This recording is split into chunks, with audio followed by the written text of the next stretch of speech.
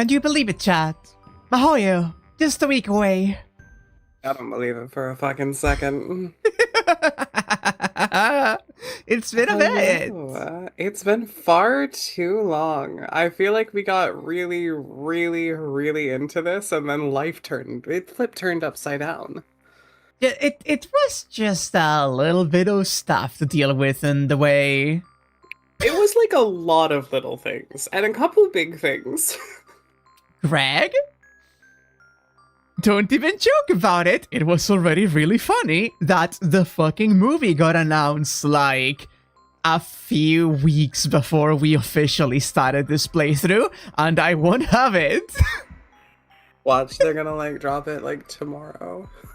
Oh man. Oh, well, I once again, we just needed to fucking play the original Fate Extra so they confirmed the remake finally.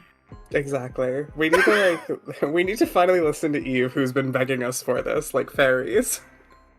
He wants us to play rock, paper, scissors, and I agree with her. I am interested in that game's game system. I can't wait to spectate it. I like how much of a spectator you have been for this entire series. It's really fun. It's like I'm showing you fun things. I like to think of myself more as a voyeur. The movie had been announced for years, just not advertised. Yeah, that's why the moment... If they just comment that they're doing it, and then they drop the trailer... It's, like, even if we knew it was announced, it's still a step up, you know? Exactly. Hope everybody's doing very well, though. Likewise, I also hope that chat's having a wonderful day. Mm-hmm. It's lovely weather here on the eastern seaboard. I'm all perked up. Yeah, all perky. I'm all perky. Well proportioned. Allow me to stream this to you. Please. I could just do the thing that Steve does and like follow along. Like on like the live presentation. Would you really do that to me? Could you stoop as low as he does? Depends on the mood I'm in. Fair. Yeah, okay, understood. Oh god, finally. I can't wait to start this, because we definitely haven't done it before. So, for context, right? I have played the Mahoyo collab event since, and I have skipped all of the story in the FGO collab event. I see. But there is, like, the map music that you hear just in general, and some combat music I have heard. Girl, the fucking main themes just, like, getting remixed a little bit is already hitting me. I'm gonna cry. By the time this series is over, I'm gonna be bawling my eyes out. Let's fucking go. Emotional damage. I crave it. Yeah.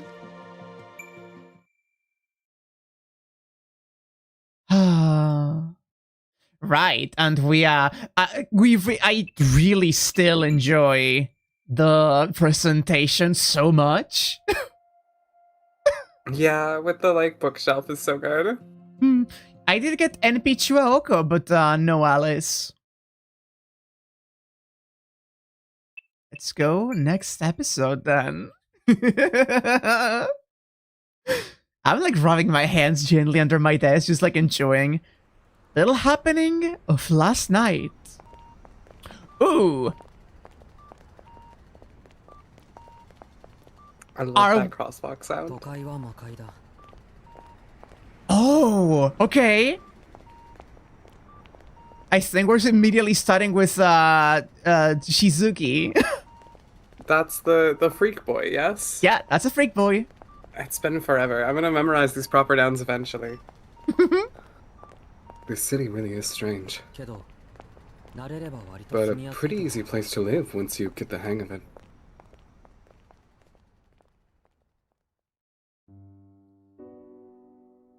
Sojiro sighed listlessly. He looked down at the winter schoolyard below, lost in thought. December was written on the corner of the chalkboard. He could not believe 10 days had already passed since he transferred to the school. The last vestiges of autumn had faded with the change of the month. The trees were all but barren, and the ground below them a mat of fallen leaves. Fourth period was classics. An elderly teacher stood at the lectern and rambled on. While he had finally gotten used to the classroom, he still had a long way to go to get up to speed in his classes. Lacking even the basic understanding most students learn in their early scholastic life, it was a battle for Sojuro to keep up. Even if he was unable to grasp all of the content right away, he at least tried to memorize everything, in the hope that he could make use of it down the road. Which is why losing himself in his thought was about the last thing he should have been doing. He could normally chastise himself for daydreaming, but...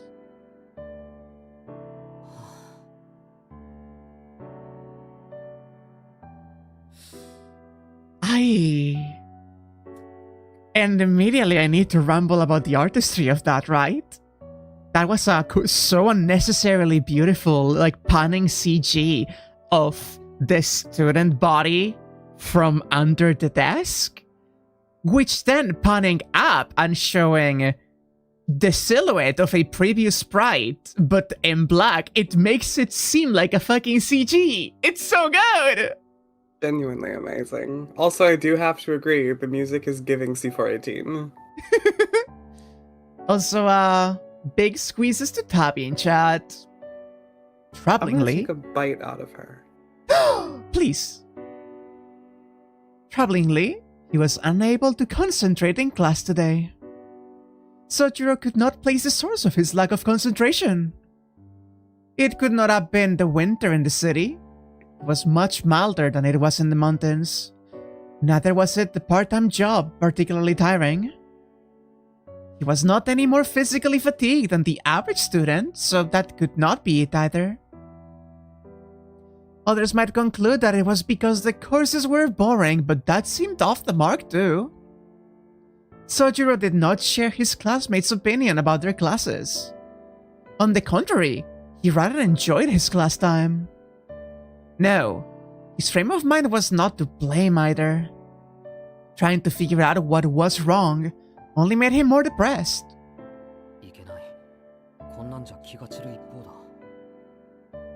Wrong with me. It's not like me to be so distracted. He scolded himself and turned his attention to the chalkboard. The rhythmic ticks of the chalk were sending him into a slumber, but he somehow managed to resist their lullaby. And yet, he was still unable to focus on the class. Sojuro reflected silently, as was his custom, and sighed inwardly. Deep down, he knew the real source of his agitation. The events of the previous night were the only thing it could be. With the chime to signal the end of class, the teacher bowed and exited into the hallway. To see him off, the 30 or so students all stood up from their desks. The clock, which had seemed to slow dramatically around 11:30, now struck noon. The tension seemed to fade from the room all at once. The release from a difficult lesson was the start of lunchtime, the highlight of school life. The Saki High's cafeteria was not particularly known for its quality of food. Complaints that the quality was below that of a private school went unheeded, and the same, unique flavors appeared on the menu each and every month.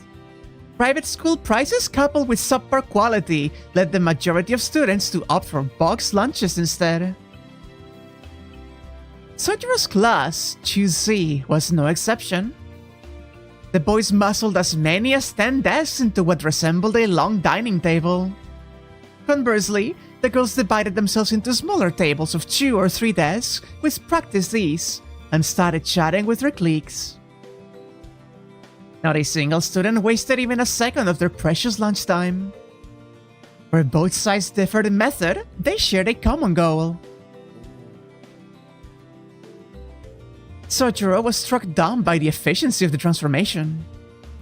Even after 10 days, he was unable to keep pace with the rest of the class, and remained seated where he had sat during the previous period. Hey Suzuki, over here! The voice came from the large makeshift dining table near the window.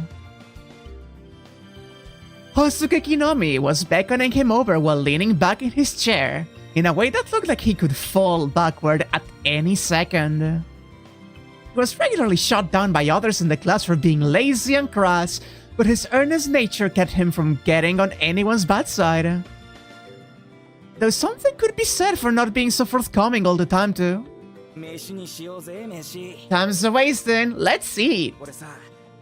I got a bunch of leftover spring rolls from yesterday, but when my dad saw him, he told me I shouldn't waste them, so that's the only thing I got. It seemed his endgame was to find someone who might take pity on him and trade him for something better. Shinko, it wasn't an ass! So I'm really glad that I wasn't the only one thinking it. Oh, there's a waviness to that hair that is a little Shinji-esque, honestly. That's not wrong. You beautiful red wakame motherfucker. Red wakame is insane. The two of them worked at the same restaurant, so he was one of the few people Sojiro knew before starting school. He was also the reason Sojiro was able to learn the true meaning of the phrase, "Can't live with them, can't live without them."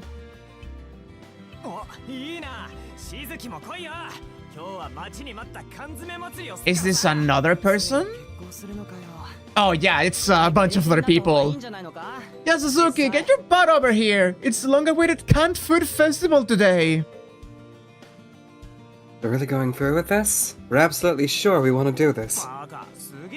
You bet your ass we are! Sure, the stuff is processed to hell, but all the canned crab you can eat? This ain't no sardines in a can, dude! You for real? Then hell yeah, count me in! Is there enough corned beef for everyone? Or is it first come, first served?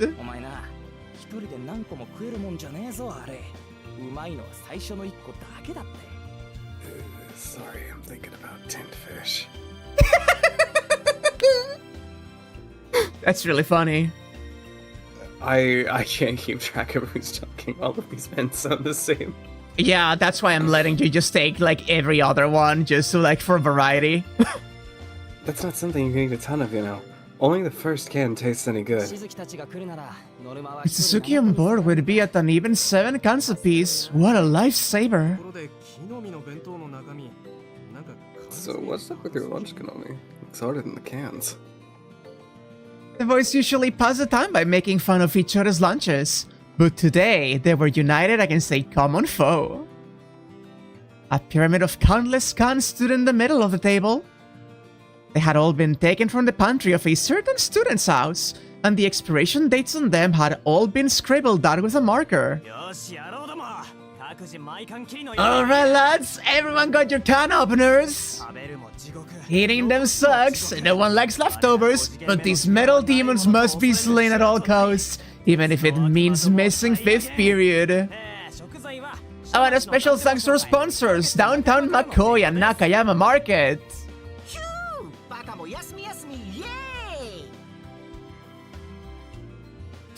I think I love them. I love that guy's delivery. Yeah, baby, let's eat. The boys united as one and hoisted their can openers into the air. Extremely funny Sojiro image. Like, I gotta say, this is speaking to a place in my heart. I've gotten obsessed with like tinned and preserved food recently. I've been eating it all the fucking time. I am so hungry right now. Yesterday, you were eating canned sardines and were lamenting not having crackers to go with them. I know, dude. We were just talking about that.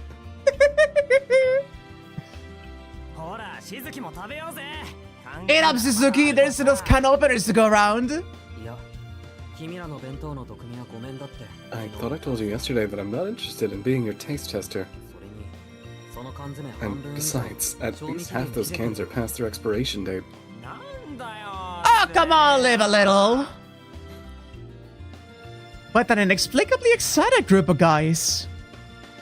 Their real motivation seemed to be to spread the pain.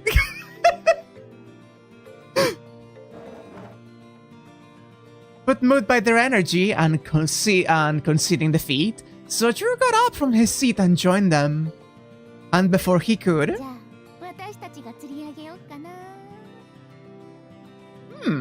girl.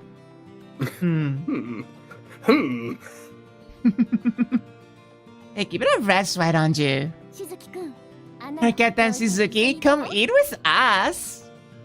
Another interested party joined the fray.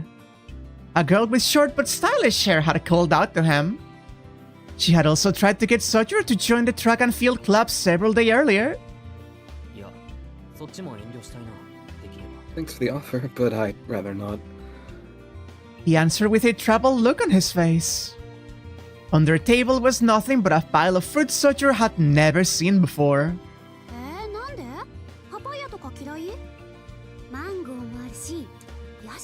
What? Why? You don't like papayas? You've got mango and coconut if you want something else. And don't tell anyone, but we even got a Yubari melon. The members of the fruit group pumped their fists in unison at that last delicacy. They're the fruity women. The fruity women. Wait, coconuts? Can you eat those? I'd like a mango if you have any extra. Idiots! Meat! Meat! Eating anything else is just gonna make you weak!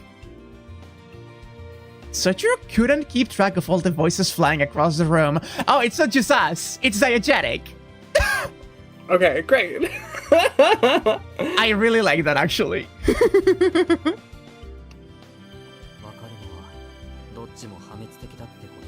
All I know is that nothing good will come out of either of these choices.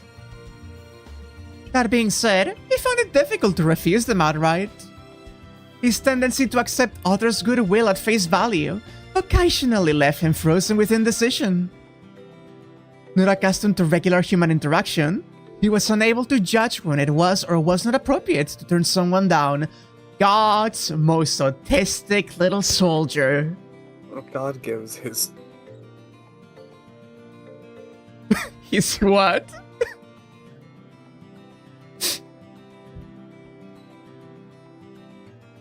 No finishing the thought? Okay, fair enough. Wait, are you here still? Oh no. I'll have you know I was speaking the entire time. I need you to understand that you said God gives his... and you cut out there. I said God gives his most socialist of battles to his most autisticest of soldiers. Yeah. Someone tapped the lost little lamb on the shoulder. Hello? Oh no! Hello? Oh, the Lord is conspiring against us today. Can you hear me now? I think so. Okay. Oh, don't be doing this to us on Mahoyo Friday. Someone tapped the lost little lamb on the shoulder.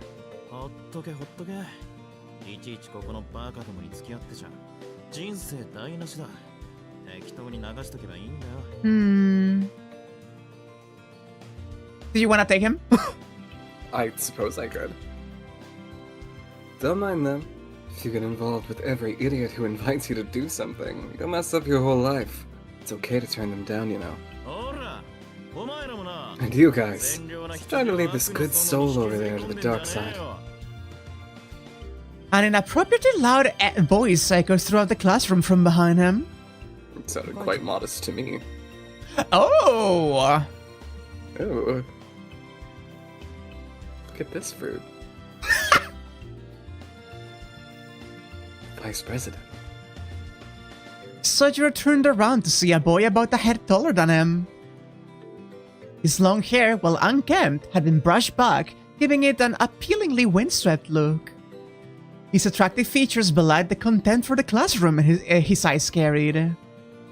Unlike the perpetually dopey-looking Sojuro, he was an extremely attractive boy, capable of captivating anyone who so much as glanced at him.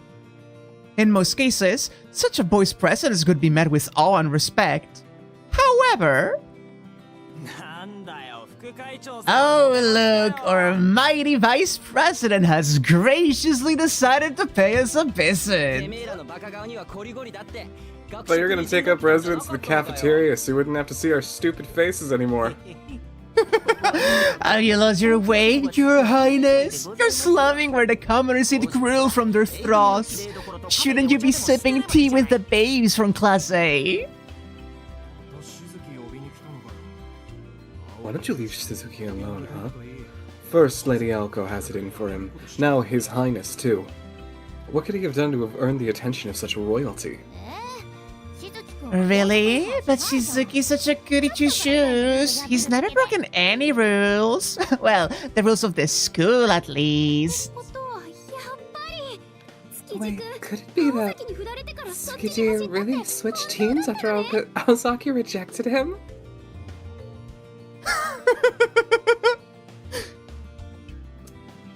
Is this going to be our new Shinji?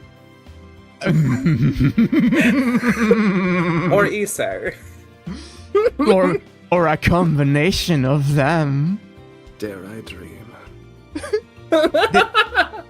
They continued to give him a hard time. Sojiro could not help but feel sorry for him. The class vice president, on the other hand, showed absolutely no reaction whatsoever. He glared at them with a bored look and simply raised his voice. You freaks should get some new material. Why don't you spend your time more productively for once? Like helping with the special winter cleaning team. Yeah, you heard me. Only one student in the entire school is signed up so far. Having all of Class C with us would be a huge help, but I'm guessing you want me and Aozaki to do all the work.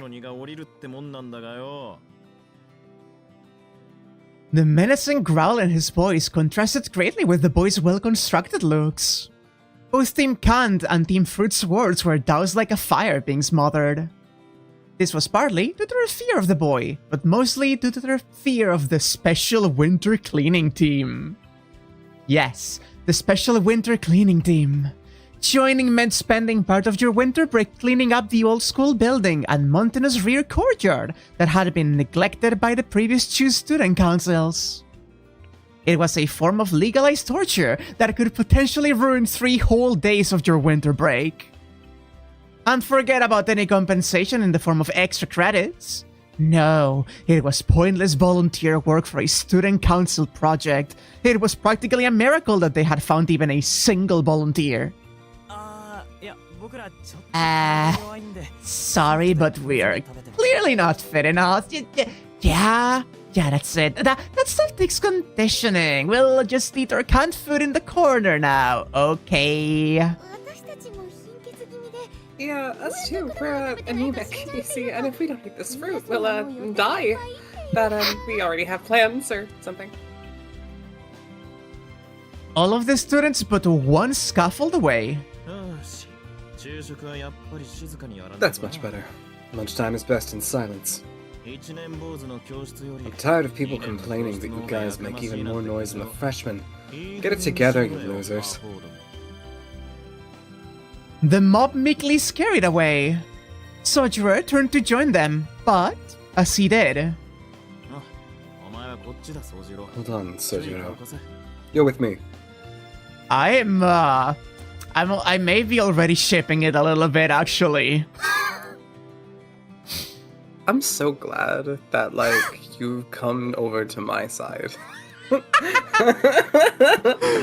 Two men share any amount of screen time? Let's see them kiss. Like, I see it, right? I see it, come on. Yeah, no, like, even, like, their visual designs kind of, like, really, like, lend themselves to a really nice contrast. And you got, like, the triangle because it's Sojiro, like, cluelessly new to all of this, and then you have, like, the more like rebelliously boy who is like a nice guy, and the really like good looking but kind of rude like student council president, like vice president. Like that's a vibe. We're already on some shit, if you ask me. The hand on his shoulder held him in place. Jeez, who does the student council think they are anyway? Barging into a classroom to lecture us on table manners.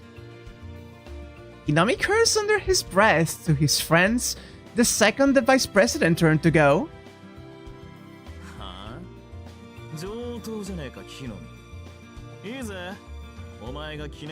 What was that, Kinomi? Oh, you want to become our second volunteer? Perfect. I'll make it the best winter vacation you've ever had.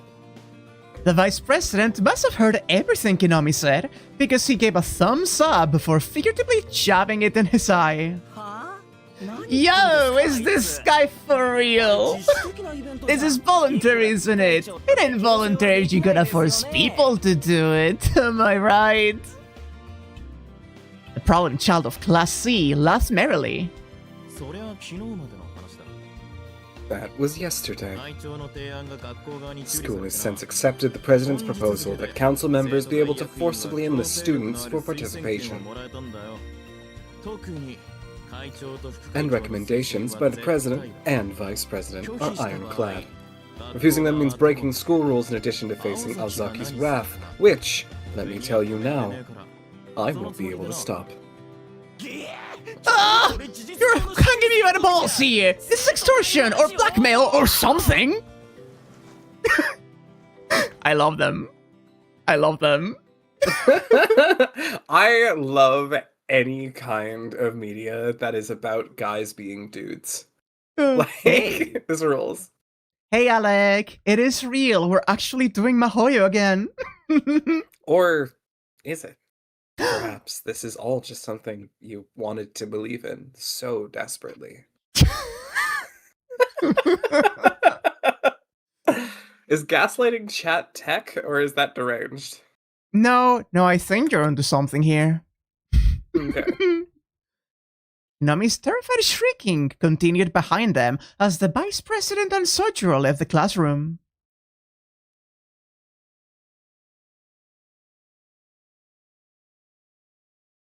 Ow. Ooh. What am I gonna do with you, Sojiro? With me? Aren't you busy with other things, Vice President? Ooh. The two entered the empty student council room.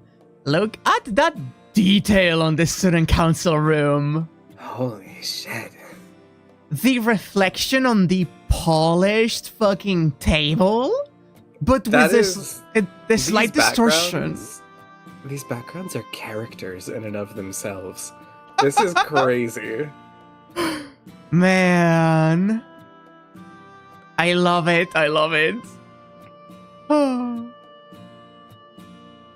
Misaki High Student Council had the use of two rooms. One was a large office space specifically made for the student council. The second was an archive room, once used as preparatory office for math courses. As the latter of the two, the walls were lined with densely packed shelves, making an already cramped room seem even more confined. They zoomed in.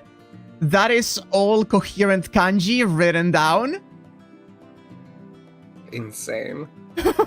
Oh my god, and like the reams of paper? That's crazy. That's actually deranged.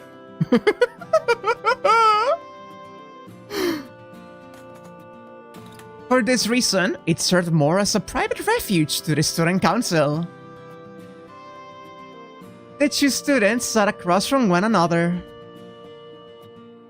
Tobimaru Tsukiji. He was the son of the chairman of Misaki High School and the vice president of its school council. Like Sojiro, he was in second year and first met the transfer student a week earlier when the task of looking after him was dumped onto the student council. We should stop calling me that. People may as well call me the president's dog, the shit I have to take from her. As self-deprecating as his words were, he hardly seemed dissatisfied with the arrangement. He took a snack from his pocket and grimaced at it before taking a bite. The 100-calorie energy bar sacrificed flavor for efficacy, but somehow not enough to prevent him gnawing on it like a piece of jerky. I see what you're saying, Tobimaru, but being a dog isn't exactly a good thing.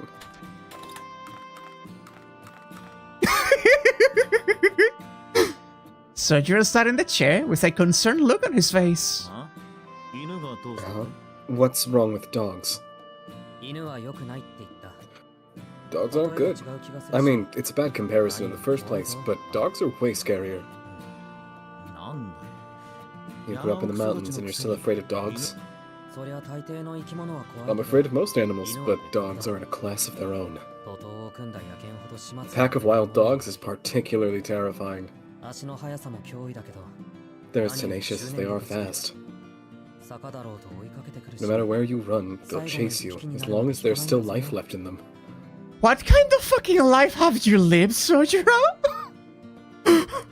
What a cat-like thing to say.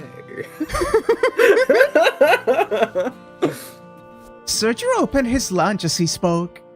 Inside the bright green cloth, 3 beautifully made triangular rice balls.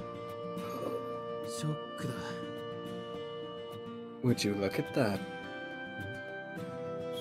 Look at what? What do you mean? Oh, nothing. It's just those are some special-looking rice balls you've got there. Is that a good thing or a bad thing? I'm trying to compliment you, you idiot. Sojiro was always confounded by phrasing that could be interpreted in multiple ways. Euphemisms and subtle sarcasm were often lost onto him.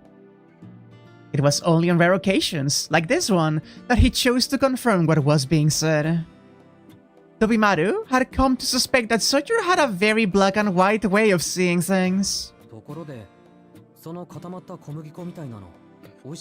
Say, does that hard chunk of flour-looking stuff taste any good? Sojiro stared at the energy bar with a curious look on his face. It's not meant to taste good. You can try it if you want. People shouldn't hold back when it comes to the 3 base desires.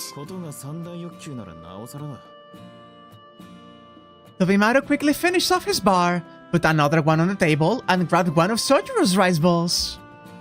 Sojiro failed to notice the rudeness of the forced exchange, and gave the proffered energy bar a try. It kind of tastes like dirt.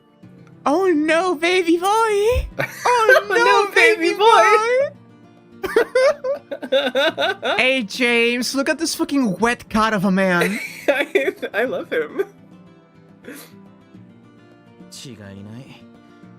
Now you get it. It's what a joyless existence tastes like. Out of principle, Sojiro labored over his energy bar, cringing all the while. He was both curious of the unknown and loath to leave something unfinished. Don't force yourself to finish it right now. The whole point of it is that you can eat it on the run. Well, the flavor isn't that great, at least it's consistent. Anyway, never mind that. Are you getting used to how things work around here? Yeah, you and Ozaki have been a huge help. Tobimaru turned his eyes up to the ceiling, unable to handle Sojiro's carefree smile. Unable to handle it how? Unable to handle it how? As absent-minded as Sojiro might have been, his expressions were nonetheless incredibly earnest. It was like poison to someone as self-absorbed as Tobimaru. So this is like an Issei Shinji. I'm here for it. Now I know why Ozaki goes so out of her way to avoid him. He took a bite from the rice ball to steer himself away from such thoughts. Though now cold, the rice had managed to maintain its freshness, startling Tobimaru. Huh. Wait a sec. I'm the one that has your back, you know that, right? Ozaki told me that you were too annoying to deal with. Did I say something to upset you? Don't you get it? I'm the only one helping you keep your head above water while Ozaki sits in the student council room digging up dirt on other students. I'm the one who gets lumbered with the crap jobs while she gets to... Tobimaru stopped himself, realizing how ridiculous he sounded. Sojiro, rightly so, knew it was nothing to get this upset over. Well, whatever. I'm only here because she told me to be.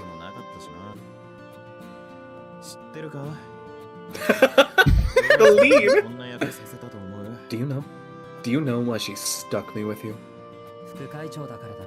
Because you're the vice president? Tobimaru's handsome face went dark. Do you really think it's normal for a student council vice president to waste all of his time on a single transfer student? Whatever, man. Try asking her directly if you get the chance. You'll learn who she really is. I love that little animation. Like, that's so good. With the, like... The lean. With the sound of the chair shifting. That's insane. Taking fucking notes. That's amazing. He snatched another bite of the rice bowl while grumbling under his breath. There it was again. Rice grains that were just dry enough to be fresh and tender in the mouth. A morsel that betrayed its humble description, which must have been delicately molded by a master chef rather than a haphazardly clumped into a bowl. Just the right amount of salt. The subtlest of soy sauce notes coming from the center. It doesn't just whet your appetite, it stimulates the desire centers of your brain and... Oh wow. Tobimaru, you appear to be thinking out loud.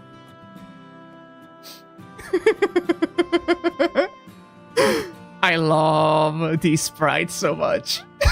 This is so good. It's nothing, just color me surprised. Hey, Sonoji. What's this feeling anyway? It was only natural to inquire about the unexpectedly delicious bite. He had been nibbling around the edges and had not yet reached its center. Oh, that would be grasshopper.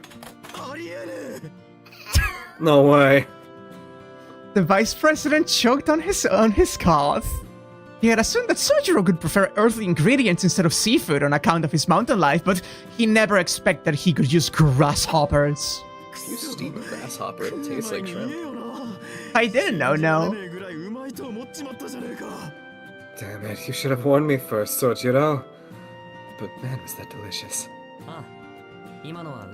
Oh, I was just joking.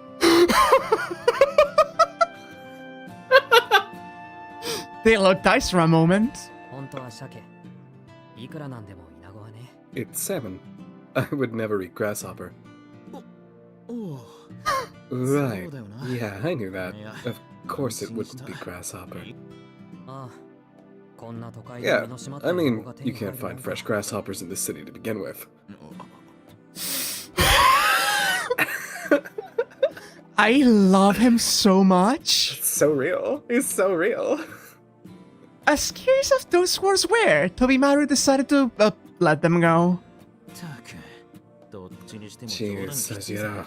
It's not something to joke about. You want me to hurl or something? Don't say bad things about Ozaki then. It was retribution! Let's go. Sojiro closed his eyes as he continued to chew on his rice bowl. Look at him! The little pout! The little pout. Oh, the little pout. The little baby boy. Love He really is just a cat. Look at him. Look at him. Nico. Tobimaru watched incredulously as Sojiro made no attempt to hide his disapproval. Okay. That I can't let go. Really saying you were taking revenge for Ozaki? Sojiro continued chewing. The country boy's silent protest said all that needed to be said. The vice president suddenly looked like he had been struck by lightning.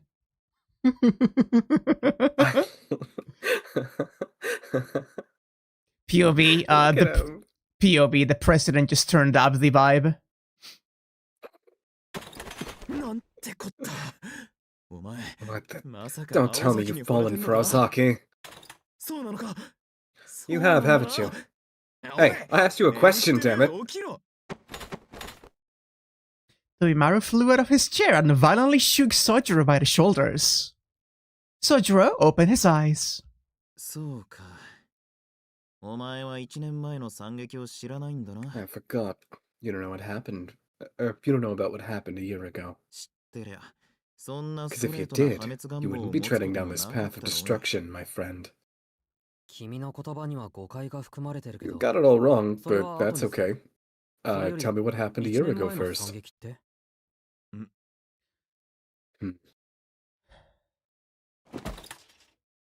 Tobimaru regained his composure and sat down after a moment's thought. Okay, I'm not one to gossip, but for you, I'm making an exception. Tobimaru reassured himself that it was in Sojiro's best interest as a young man to know.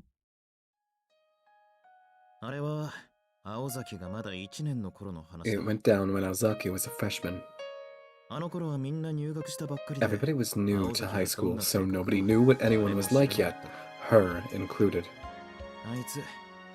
She was a total babe. I mean, just look at her. All the guys were crazy for her. Little did they know that soon after they could go crazy for an entirely different reason. The first couple of months, the school descended into chaos. You gotta remember that early on in the year, no one cared about class hierarchy. So tons of guys were fighting themselves over her. It was insane. Just getting anywhere near Ozaki was next to impossible. I don't understand. Why would that happen? Because that's what happens when 100 guys like the same girl, duh. Would have taken Ozaki 3 months just to have lunch with them all individually. So people decided to fight over who got to ask her out. They were all a bunch of losers if you ask me, but what happened next is the juicy part.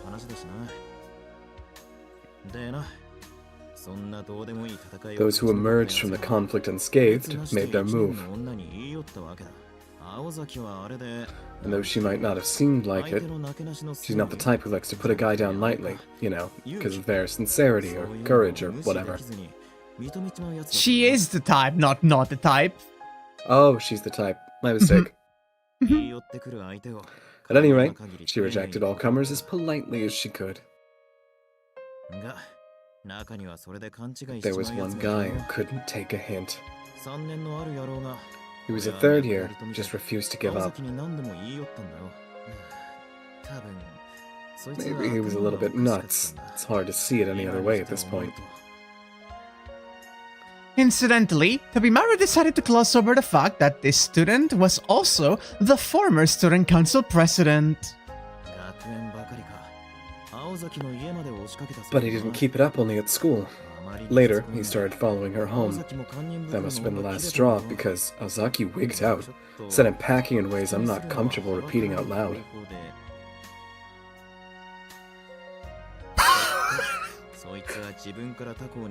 The conclusion? The student didn't just request a transfer. He tucked tail and left Misaki completely. Ozaki was sentenced to a month of house arrest. Holy shit! That's awesome. Came to be known as the Bloody Town Hall Incident. Oh my god! Like, the serb, but holy shit, girly pop! I didn't know she kicked ass like that. She could tell you more about it than I can, but I wouldn't recommend asking her. Ask the school newspaper editor instead. She loves a bit of gossip. Tobimaru, I get the feeling you're not telling me everything.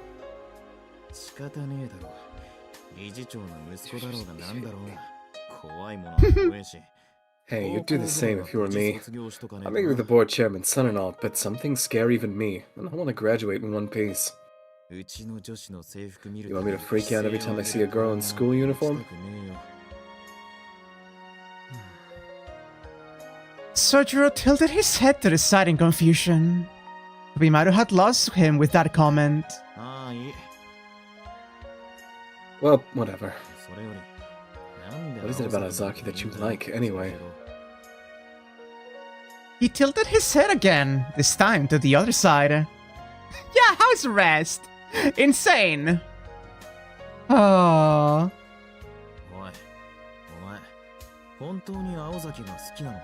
Oh, are you really that hot for her? Because if your heart pounds in her presence, that can be caused by fear, you know. Tell me you aren't stupid enough to like her for no good reason.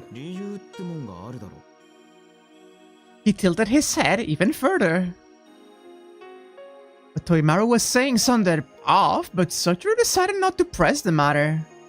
All the more because he found many of his own emotions toward Aoko Ozaki to be, incomprehensible.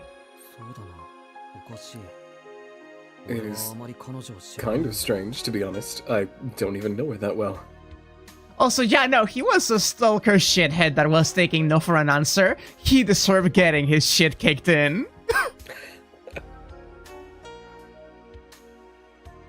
It was because they had not truly spoken to each other since the day she showed him around.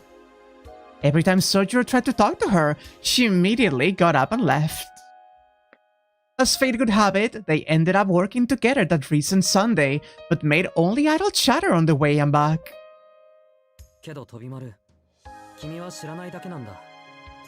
There's something you don't know either, Tobimaru.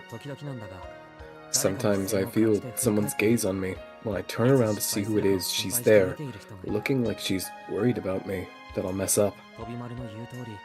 I know what you'll say. She just happened to see me in the hallway and was keeping an eye on me. Maybe she secretly wishes she could ignore me when we pass each other. But whatever the reason, I believe her concern is genuine. Aww. And that's the most important thing about all this. I believe that nature of hers has helped me out repeatedly. His tone was measured and sincere. Tobimaru sighed with a tinge of regret. If not for those words, he could have introduced Sojiro to a more suitable girl with whom he could have lived out the rest of his school days in peace. He never went to such lengths for his other friends. Generally speaking, if it was of some benefit to him, he was unafraid of exploiting another. If they were of no use, he didn't bother getting involved with them. That was how Tobimaru Tsukichi operated. Sojiro happened to be the type of person who provided no benefit to Tobimaru, yet somehow sparked in him a desire to help. It was not that friendship was completely alien to him.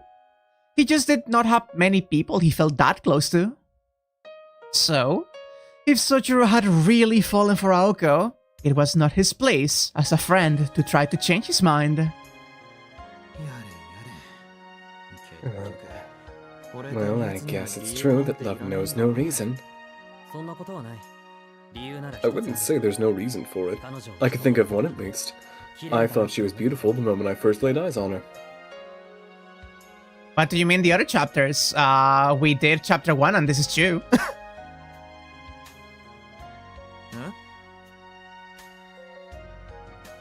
Huh?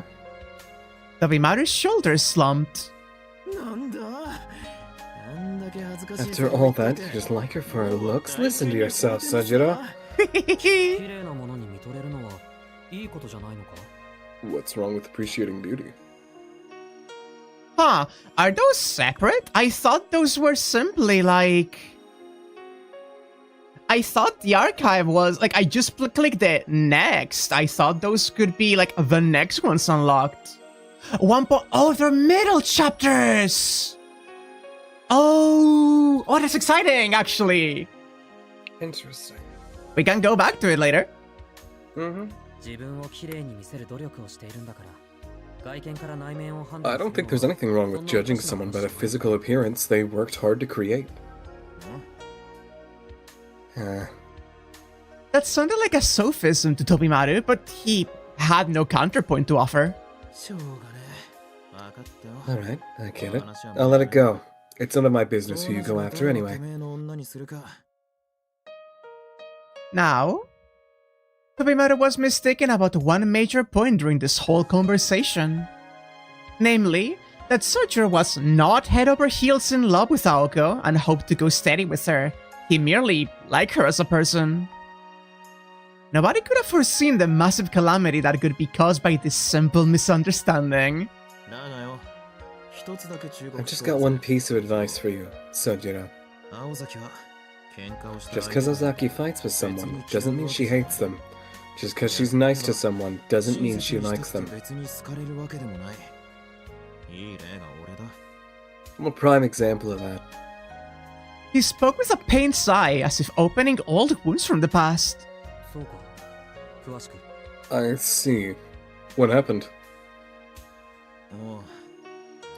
Long story short, she used to be really full of herself, and I once tried to hit her.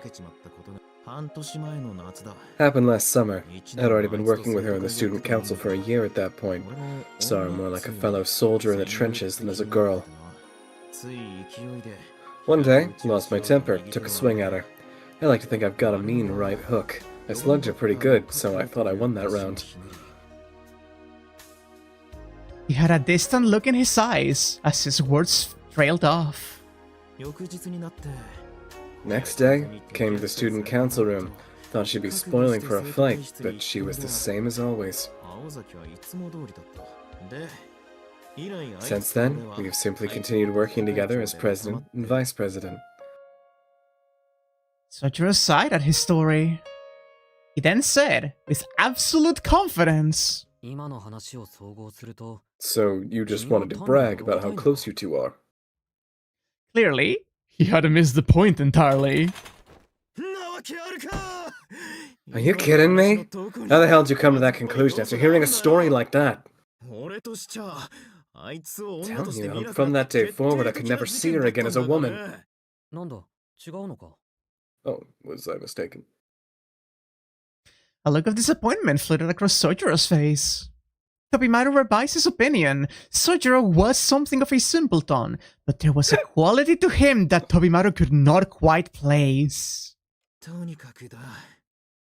Just take it from me. Her standards are anything but normal. She won't like you for being nice to her, she won't hate you for being mean to her. It's the kind of princess she is. Sojiro answered that he could keep it in mind as he looked to the clock. They had been talking for a while, and lunch was almost over. Is there anything else you wanted to discuss? Huh? I didn't have anything to discuss in the first place. Had Tobimaru even brought him here in the first place? Sojiro tilted his head in wonder, but shook it off to deal with the more pressing matters at hand.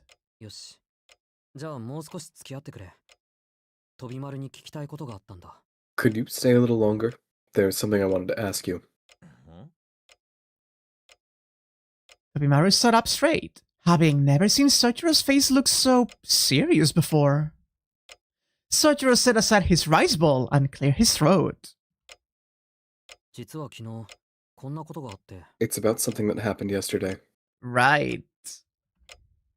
He spoke solemnly, and as carefully as possible, he recounted what had occurred the night before. He did allude to it earlier, let's see.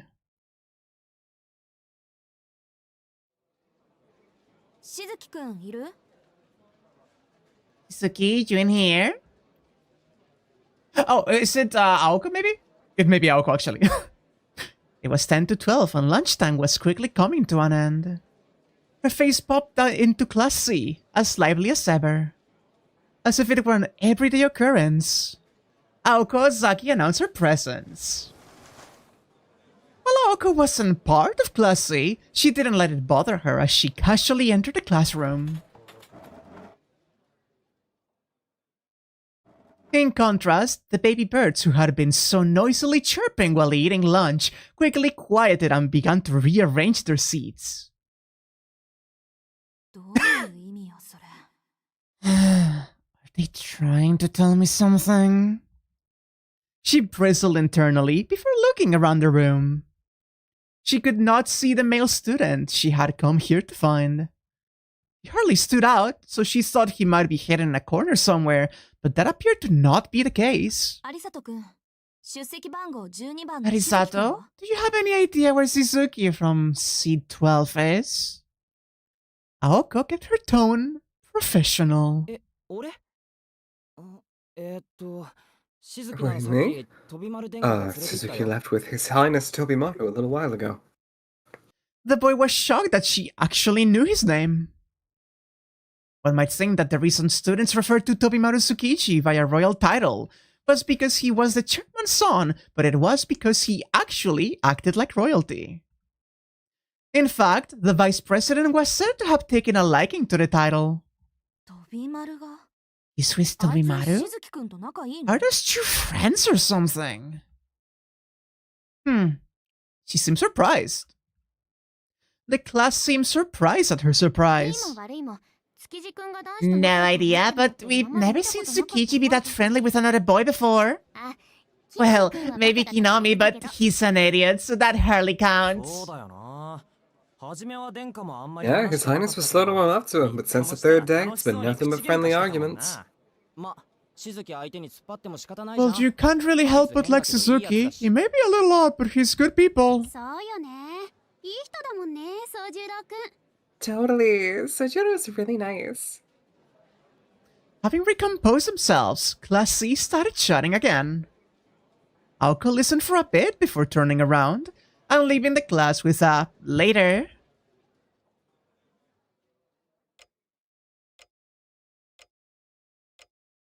All the Sojiro talk finished as quickly as it had started. Lunchtime was coming to a close in the student council room. Sojiro, having told his story, was smiling in satisfaction. Tobimaru, still sitting across from him, was frowning. So,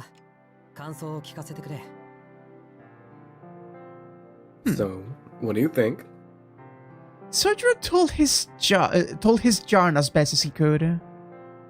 Tobimaru fingered his brow as if he was angry or concerned. Soneji, are you trying to make fun of me?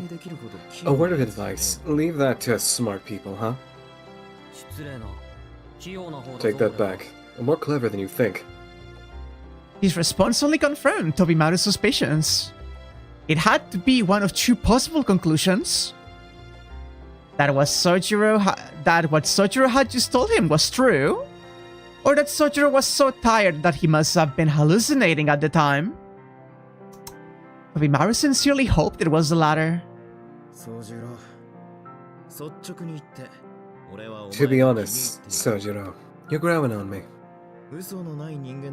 Anybody that never lies can't really be considered human. So for a misanthrope like me, I suppose you could say it's easy to like you. But if you're gonna stick to your dumb story, I'm not sure what I'm gonna do for lunch starting tomorrow. Want a seat in the cafeteria? Hearing his suggestion, Tobimaru's face darkened. Okay, I'll spell it out for you. You were hallucinating. If you still insist you saw a ghost, I'd be more than happy to introduce you to a good psychiatrist. So that's your take on it. Good to know. As bitter as Tobimaru's words might have sounded to most, Sojiro swallowed them whole. I already figured as much. It sounds like a tall tale to me, too. I was starting to wonder if it was normal for that kind of thing to go on in a city, so I wanted to hear your opinion. I love this guy so fucking much. Satisfied, Sojiro finished off his last rice bowl and neatly folded the cloth. No, Alec, do not send the sweet boy to that fucking woman. Hey, hold on a second. You didn't actually think it was normal for people in the city to breathe fire or extend their arms like they're made of rubber, did you? Well, not normal, such as much, or as much as within the realm of possibility. This city's full of extraordinary things we didn't have up in the mountains. I thought it might have some extraordinary people as well. That his face was as serious as it was made Tobimaru realize just how big a culture shock Sojiro must have been experiencing. Cutting to that little, just neutral smile is like the funniest thing ever. Living up in the mountains with no electricity, in a place where the night sky was as it always had been, where humans were just one more organism in nature's garden, it makes sense that those conditions could create a boy like him. The idea of children growing up so pure was an appealing one, but maybe it was natural to forgo civilization when your population was so small. Or perhaps it was so simple a world that excessive knowledge was deemed irrelevant. It was precisely because city life offered him so much that was impossible up until now that he had come to the conclusion that anything was possible here. Relax. The city might have its share of shady guys, but none of them are magicians in disguise. Heh.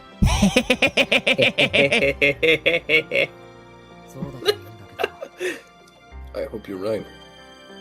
But Sojiro seemed unsure. And on Tobimaru's part, there were things to Sojiro's story that he found hard to swallow. Whether true or not, the incident Sojiro had described was disturbing. For the time being, let's assume that what you say actually happened. That would ultimately mean that one of our school's students killed someone in the park last night, that neither of the parties involved were normal. As a newcomer to town, Sojiro assumed that everyone his age was a student at this school. For better or worse, he was right. Hey, Alex! One of them was equipped with a flamethrower, while the other had a naginata, or at least a bladed weapon resembling one that was a good few feet in length. Sojiro bobbed his head up and down as he listened to the disbelief in Tobimaru's voice. Hearing it repeated by someone else, he could see how someone might think he was taking them for a ride. Look, I'm not crazy. It really did happen, like I said. Give it to me straight, Sojiro. You're pulling my leg, aren't you? No, I'm not. But I get it. There's no one in the city who can do that. Right? If not, I was probably just hallucinating like you said. Working part-time while studying for exams has been pretty tiring. Winter break was just around the corner, and the end of term exams were but a week away. But we're proving formidable opponents for Sojiro. I don't even know the basics, so I need to study twice as hard as everyone else. I mean, anyone would start to lose it if they did nothing but study, right? I wouldn't say you're losing it, but you're definitely pushing yourself too hard. Have you cut back on work a bit till the exams are over? I've tried to cut back, but a lot of people take off at the end of the year, so they often ask me to fill in for their shifts. He shrugged helplessly. It was obvious from his words that he had been busy. Even if he was not going crazy, lack of sleep could have caused him to daydream, even if this all did go down in the middle of the night. Sounds tough, Sojiro. Yeah, city life has been exhausting. Sojiro nodded with a pained look on his face. What was strange, however, was that he did not look the least bit tired. I'm impressed you never complain about it. It would look like nothing bothers you at all. That's just because it isn't bad enough to bother me. As he answered, Sojiro looked up at the clock on the wall. Lunchtime was almost over. Tobimaru, the time. Really? It's that late already. You can go on ahead. I still have some things to do. Sojiro watched as Tobimaru made a gesture that seemed to lament the life of a student council member.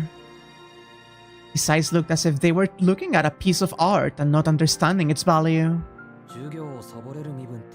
Jealous that you can just skip class whenever you want. I would have thought you were at least a stickler for the rules. How many times do I have to tell you? Stop skipping when you've got special permission. The vice president angrily defended himself as he stood up. Transfer student merely gazed at him, unfazed. Hey, you're not honestly implying you still don't understand all that, are you? Oh no, just sit down and listen, Sonaji. I was granted talent and luck beyond that of most people, but I always put the work in. Once I leave here, I'm on my own. Now do you get it? I'm sick of explaining this to people. My family status will only keep me afloat for one more year. What about that could you possibly envy? Most people can live off privilege for their entire lives. The best I get is 3 measly years. Why am I not more privileged? I'm only a little privileged. That's cringe. So I have to take advantage of what I have while I have it.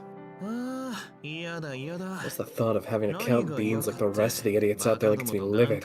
The adult world's gonna kill me. The envy alone will be enough to destroy my fragile heart. He sucks so bad. Yeah, he does. Well, he must have been joking. Sojiro took his tone to be completely sincere.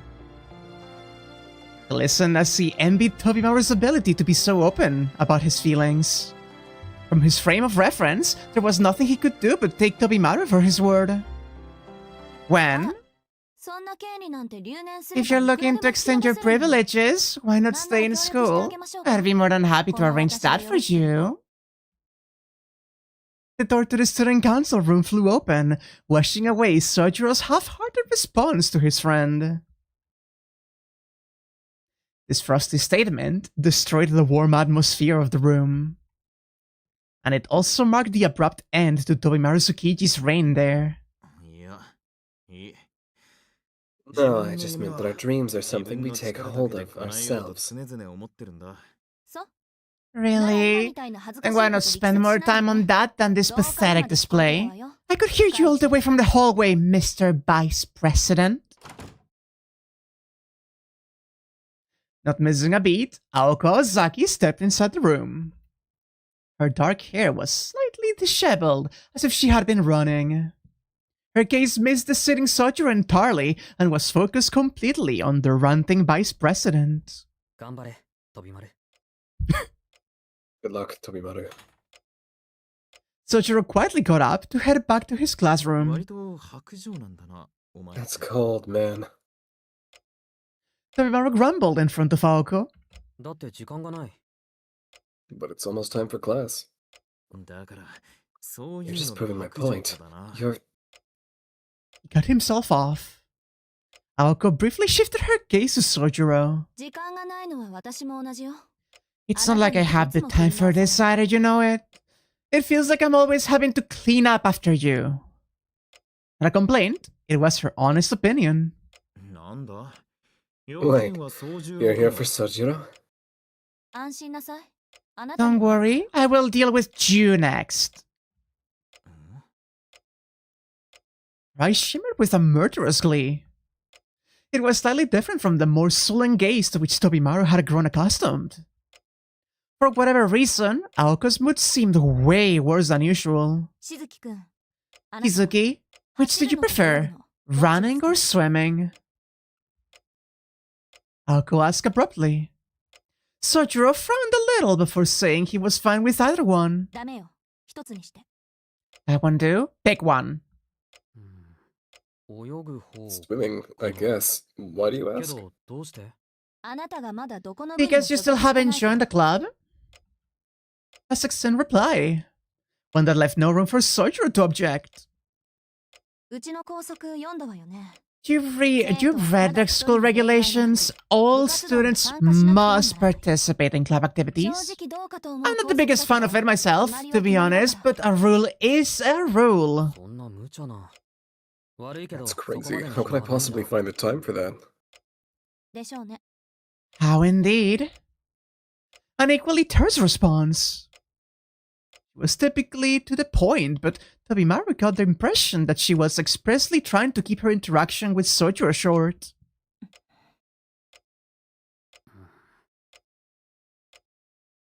They stared at each other in silence.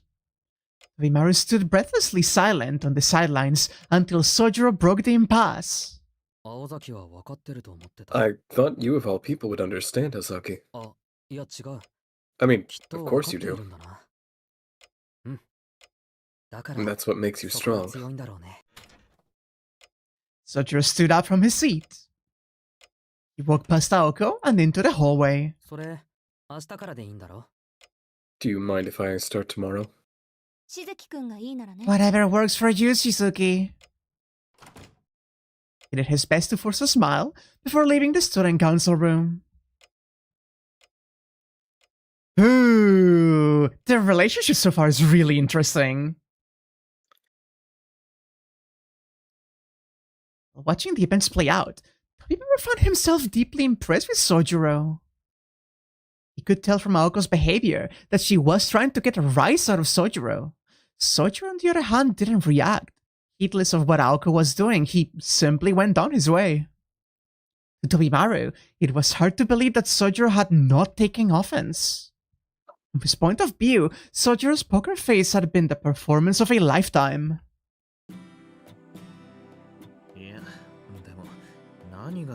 It has some balls, huh, President? He looked at Aoko curiously.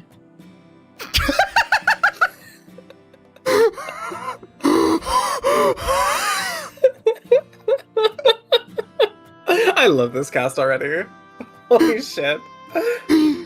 Oh my god, the punchline incredible. Aoko stood completely still, staring at the wall.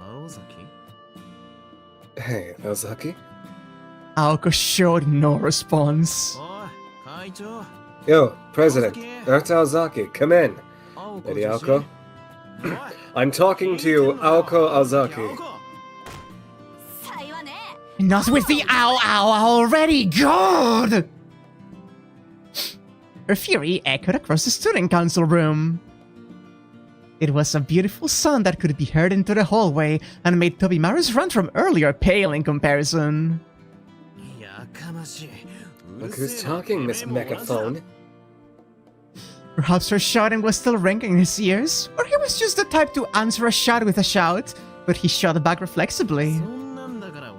No wonder you can't get a boyfriend. Do I have your attention now? I could hear you before. I was just ignoring you because you were annoying me, and I thought it'd be easier than getting you to shut up. You got some nerve. Am I a mosquito to you?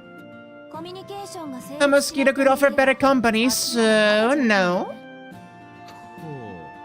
And what exactly is that supposed to mean?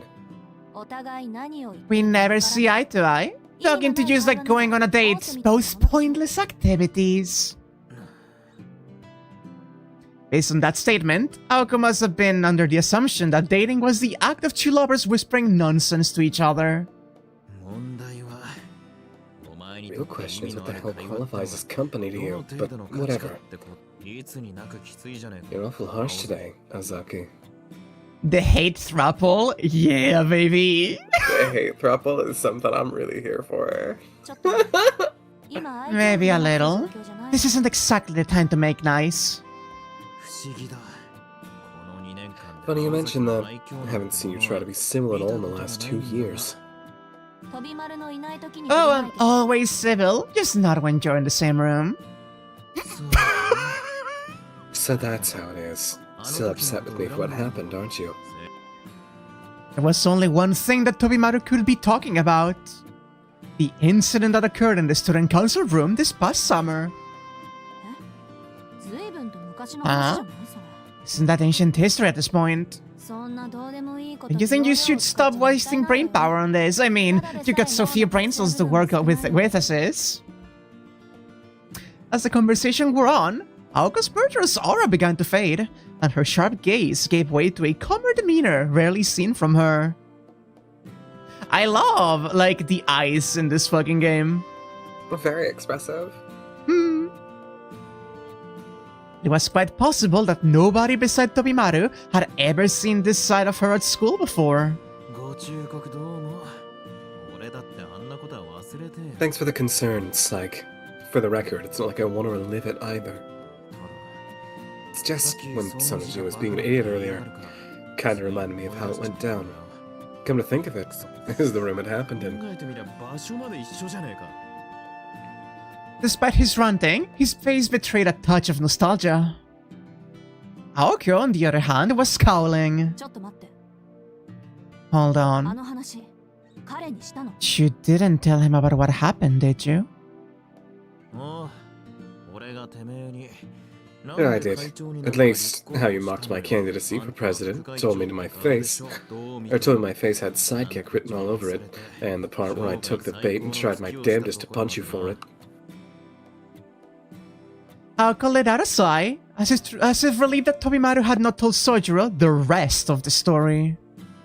Even she wasn't sure why. I'll admit that was quite a punch though. It was enough to make me react and reflex. Did I really say that, by the way? You sure did. Not only that, after I was taken to the infirmary, you had the balls to tell me you did me a favor by forcing me to be your number 2. Holy shit, she's ruthless. Holy, she's so good. Since that day, Tobimaru has served as the vice president to the person who usurped the role from him.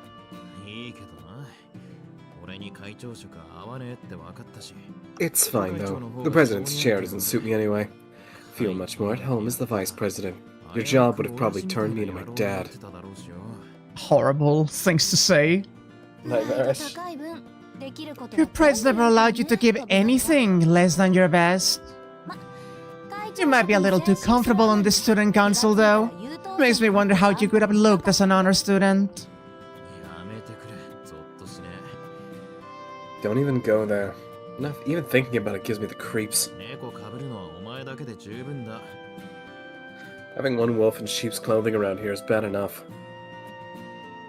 Tobimaru shooed Aoko away like an annoying pest. It was a typical example of the crude verbal abuse they exchange on a daily basis, with a wittiness that only two longtime foes could manage. So, why did you tell him? Tell who what? Why did you tell him what happened between you and me? Oh, that. I was just trying to put a stop to the nonsense he was spewing and... He stopped himself before he said any more. He knew better than to let slip the fact that Sojiro had a thing for Aoko. Everyone knew guys didn't sell each other out like that, even if it was all, in truth, a misunderstanding. Anyway, what the hell was that before, Ozaki? Some grudge you've got against Sojiro. I'm not some princess who goes around holding grudges for something that happened over a week ago, you know? He wanted to retort that she was more like a queen than a princess. But he'd come to know her too well over the past 2 years to dig himself into a hole like that. Okay, so why'd you pick a fight with him? I mean, he does throw you off when you talk to him, but there's not an evil bone in his body.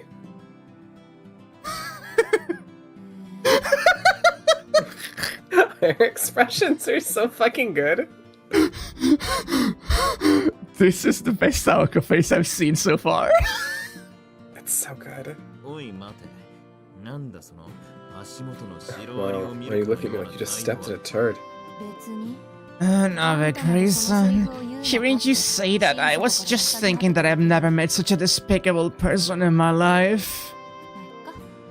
Well, whatever. So he's a good guy? That makes him the perfect person to pick a fight with. If nobody else will do it, the job falls to me, right? She's so cool. She said casually, having regained her composure. You just can't help yourself, huh? Tobimaru could not follow her reasoning at all. Tobimaru was used to Aoko's erratic trains of thought, but hating Sojiro for no reason seemed needlessly cruel. His friend's naive and innocent face came to mind, and then he blurted, But Sojiro's taken a shine to you, Osaki. How can you hate him knowing that? His vow of silence had lasted not even 2 minutes. What I meant was... He tried to take it back, but it was too late. She had heard his words loud and clear. All he could hope for now was that she could take it well. Guess I like what I like and dislike what I don't like. Just because he wants to be friends doesn't mean I have to suddenly like him. Stone Cold Aoko. Insane sentence. Just Stone Cold Aoko. Tobimaru found himself filled with indignation at how detached Aoko was being. Don't you get it? This isn't just about friendship. And I didn't mean he only likes you either. Believe me when I say that Sonoji really has a thing for you. He shouted, his face the embodiment of sincerity. Aoko gave him a blank stare. It was the face of someone who had lost their wallet hours earlier and was only just realizing it now. The bro code has been completely shattered. The first instant of doubt that ushers in the reality of the situation. But an instant is all it was. So what? She answered coolly, as if she had no idea why it should matter to her at all. So what? Were you born in hell? Assume you didn't hear me and I'll say it again. Sojiro! Tobimaru gave up any pretense of masculine solidarity and fired back hard. Bother, I couldn't care less. She ruthlessly cut him off. Thinking of the boys who still harbored unrequited love for Aoko, Tobimaru tried hard to come up with a name befitting the demoness in front of him. Now I see, so that's why you told him about our little incident. Who could have thought His Highness could be so considerate to his friends? Smirk. 1 second, I need to fucking send screenshots because these faces are fucking killing me. They're so good.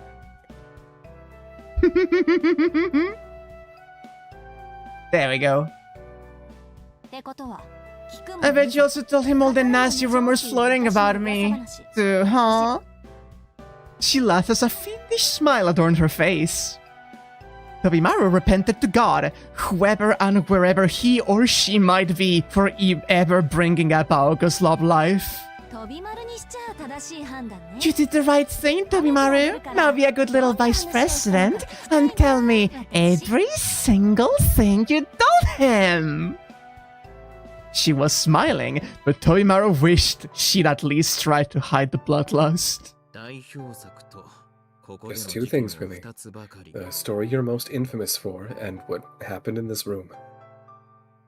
Aoko nodded with satisfaction as she listened to Tobimaru's hesitant answer. Rumors like those can come in handy sometimes. You can use them to chase off annoying people. Just be careful about who you tell, okay? Had this been in writing, the chillingly sweet tone of her words could have been signed with a heart. Whether angry or happy, Aosaki spoke in a disturbingly cute manner when she was in a heightened emotional state. Tobimaru took note of this new discovery, aware that it did nothing to get him out of the situation. Don't worry. I value my life, so I'll shut my mouth. But Azaki, do you really hate Sojiro that much? He knew that it was a topic he could be better off avoiding, but he tried asking anyway. The bonds between men, at times, shine more beautifully than a pearl. Well, I might not like him, but that doesn't mean I hate him. I'm not even sure why I feel the way I do. Which is probably the problem. Perhaps to placate Tobimaru, Aoko paused in contemplation before she answered. Giving it a moment without immediately blurting out a response meant that not even he could complain.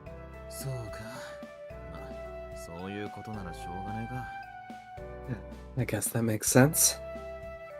As much as emotional arguments can make sense, nothing I can do if neither of you understand why you feel the way you do. Thinking that could be the end of it, Tobimaru looked up toward the ceiling and suddenly apologized to Sojiro. However, his final sentence appeared to have piqued Aoko's interest. Wait, what do you mean by that? Her faux cheer had vanished. Failing to pick up on this, Tobimaru answered nonchalantly. Oh, it's nothing. It's just that Sojiro also said he wasn't exactly sure why he liked you. Or, more like, there was no particular reason for how he felt, I think. Tobimaru was still in disbelief that Sojiro had been charmed by Aoko's appearance, so he purposely left that part out.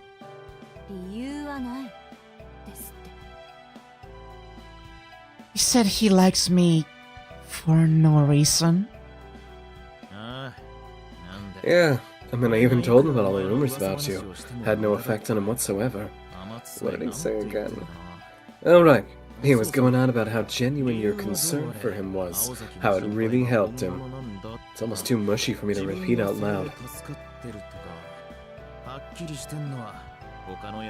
All I can say is that unlike the other boys, the rumors didn't faze him in the least. Tobimaru finally noticed the shift in Aoko's demeanor. She was scowling at the wall. The fucking reflection. She glared at it in silence like it was her worst enemy, and this continued for several minutes. What the hell is that? Why can't I shake the feeling that I've heard all of this before somewhere?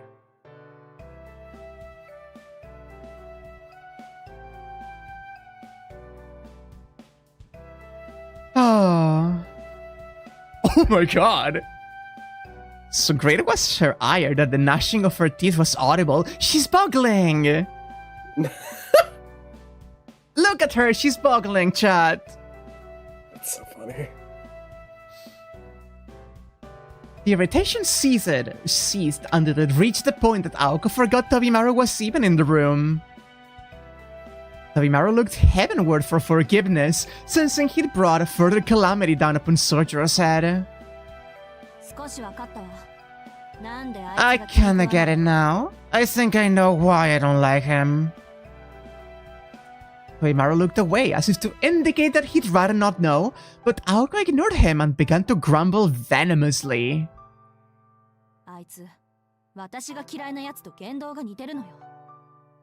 way he acts and talks reminds me of someone I despise. Like how everyone thinks he's an angel and how nothing seems to bother him. Maybe it's how good he is at getting on my nerves. Glancing idly up at the clock, Tobimaru thought the last part just sounded like misplaced anger. Did you notice the shift of the fucking shadow on her face as she pulled back? Holy shit. Yeah. Tobimaru is great. And that was that. 1 o'clock had come and gone. Fine, I get it. Sorry I said anything. So, did you need me for anything? Class has already started, you know. Huh? What do you mean by class? What? When did it? Bell rang after Samaji left, and around the time you were so busy being pissed off at the wall. Tell me, Miss President, are you allowed to miss 5th period?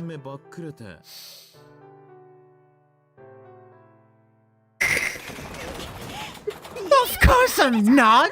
Why didn't you say something?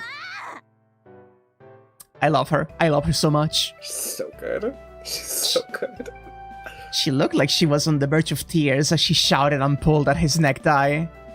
Tobimaru raised his hands in mock surrender, a gesture reserved only for the true victor. Consider this revenge for saying I was worse than a mosquito. Hopefully you learned your lesson, oh hellish demon who feasts upon the hearts of men. You're so petty, you know that? You're supposed to repay insults with insults, you coward! She tightened his necktie around his neck with a junk. The vice president smiled a thuggish grin, as if her reaction made his victory that much sweeter. It's no secret you're heading to remedial classics. I don't have to tell you, teaches class A during 5th period. Old Bat Fujishiro is going to have your head. Fujishiro had one of the longest tenures at the school, so it was only natural she could be in charge of teaching the classics. This is where you stop yanking on my tie and haul ass to your classroom. I won't even try to stop you. Am I not merciful? Damn it all! I can't believe you of all people pulled one over me! Just die already!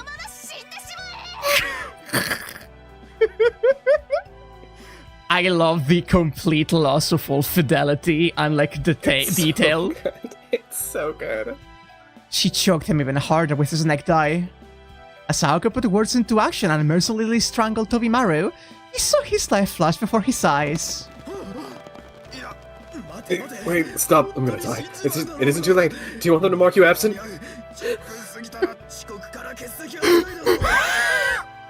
Aoko glanced up at the clock. It was still only 1:07. Her route was from the student council room on the 2nd floor to the Class A classroom on the 3rd floor. If she ran, she could make it. I'll let you live, Tobimaru. This time.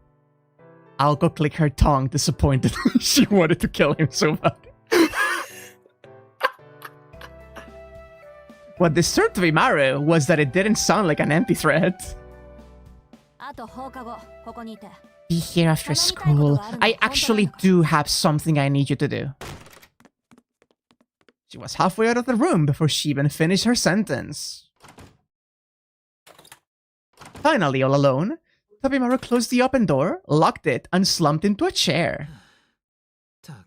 Never a dull moment with Ozaki around, that's for sure. He leaned back into the creaky folding chair and let out a sigh. The weather outside was beautiful, but the sunlight waned early in the winter. Before long, daylight could fade, and the unheated student council room could grow colder and colder. All of the good equipment, like the heater, had ended up in the main office, so he had no choice but to settle in for a chilly afternoon. If only this weather would last. Shame the forecast predicted more clouds. After his somewhat suggestive monologue, Tobimaru's mind drifted. He only wondered to himself whether Sojiro was an overcast day or a clear day sort of guy, but no answers came.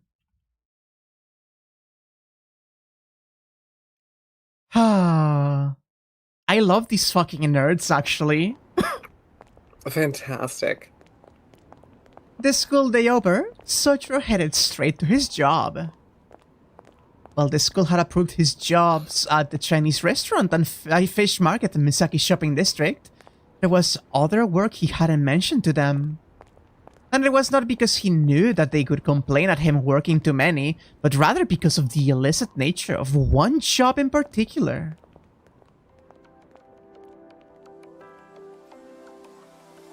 Today, his workplace was a pachinko parlor in front of Yashirogi Station. Sojiro changed out of his school uniform and into a black faux tuxedo uniform, then began clearing the storefront. Yashirogi was the jewel of Misaki City, a busy place with a vast assortment of commercial centers and shopping arcades. Where there were people en masse, there were products made en masse. A romantic might describe it as a place of joy. A realist would note the free enterprise. And a cynic could point at all the garbage. Sorry, can we go back to that last page really fast? Up. 1 second. Oh, quick jump. Ah, okay, that's how you quick jump with the fucking mouse, yeah? Just as the text rolls in, I'm kind of reeling over, like, the typesetting here. Romantic at the top, pragmatic in the center through the black bar, cynic with all the feet on the ground. That's insane. I had not even realized. Oh my god. That was the first thing that stuck out to me. That's crazy cool work. Ooh. Ooh. Oh, that's so good. That's insanely good. Oh that's my god. So subtle. But, like, it adds so much. I love art. I love art so much. This has been such a fucking wonderful experience so far.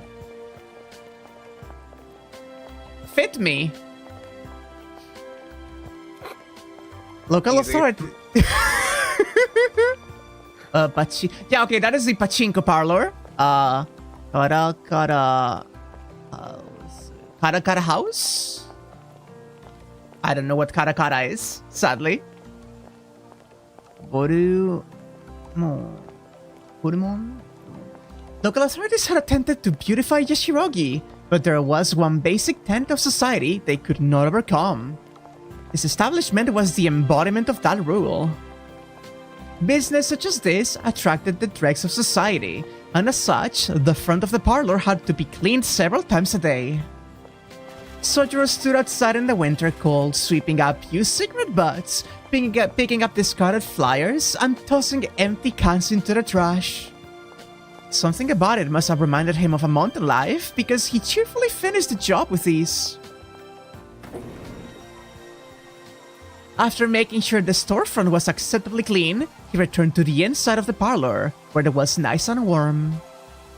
Blinding lights, deafening sounds, and the oppressive odor of tobacco assaulted him as he passed through the parlor on his way to the office.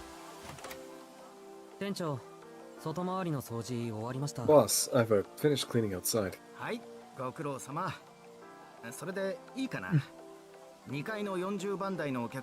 Good job. I got something else for you. Could you go check on the customer in machine 40 on the second floor for me? I have a hunch she might be cheating. His boss was a good-natured man who used to work a desk job. The reason he employed someone like Sojiro, even though he was clearly a student, was not because he admired him for working his way through school. It was because all of the other employees were scary and intimidating, and he wanted at least one employee who was not. Sir, I still haven't cleaned the toilets. It's fine. She's in the security camera's blind spot, so we have no way of confirming whether she's up or not to no good. I want you to go because you got a sixth sense about these things. Go check on her, will ya? Hearing that, Sojiro put away his cleaning equipment and headed upstairs. If this is how I think it may be, this is gonna be interesting. It was a typically large-scale pachinko parlor with 2 floors.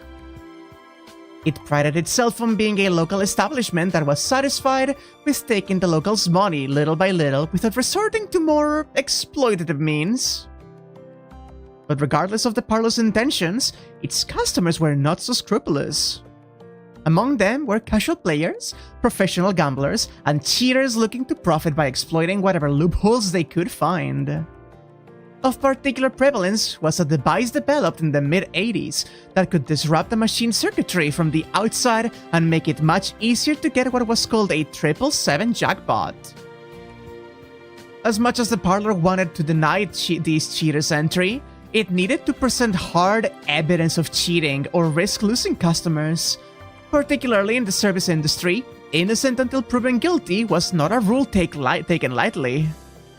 As a result, they could only punish the customers they caught in the act. Such cheaters were known as gotoshi, a slice of society which Sojiro knew nothing about. What he did know was that they were inconveniencing his employer and violating their rules. He went upstairs. The radio and game machine sounds on the second floor were quieter than the cacophony downstairs. There were 100 game machines on the ground floor and over 80 on the second. While there were some empty seats here and there, it was a solid evening turnout. The machine mentioned by his boss was in the center aisle. Sojiro nonchalantly leaned back against the wall and watched the customer hit the jackpot over and over again.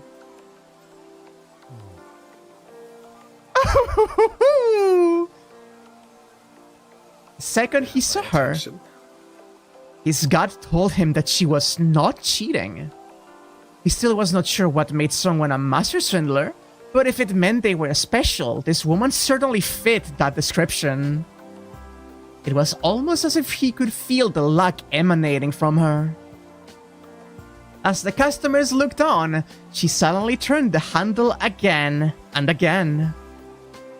She appeared older than Sojiro. She wore a green form-fitting one-piece dress. A pair of stockings covered her legs. Her slender legs were gracefully crossed, and her elegance suited a painting better than a casino. Her dark reddish hair was cut short in a bob, perfectly framing her stylish spectacles and crimson lips.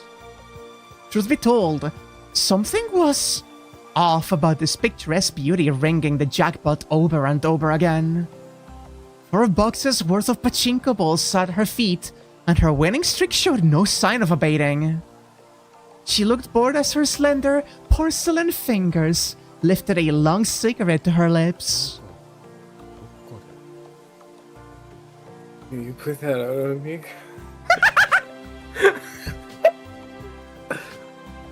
Feels like I've seen her somewhere before. Just as that thought crossed his mind, her gaze turned toward the wall and Sojiro.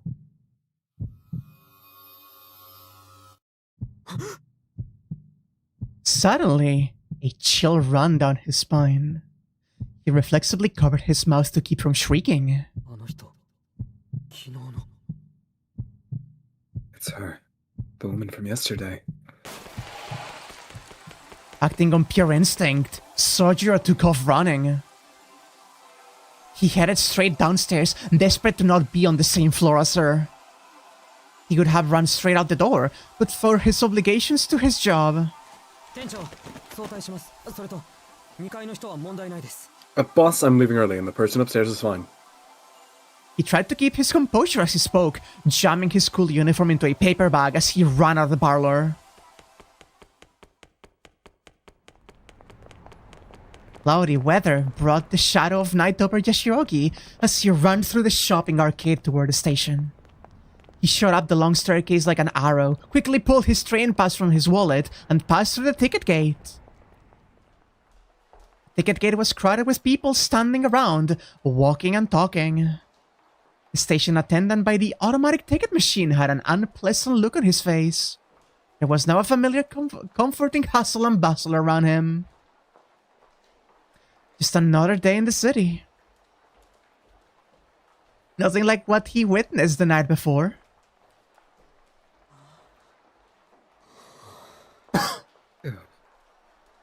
He could finally breathe again. The momentary rush of relief brought him to an abrupt stop. He nervously turned around. There was no way that dangerous individual could be behind him. Wait, why would I even... He couldn't think of a good reason why he'd fled so desperately.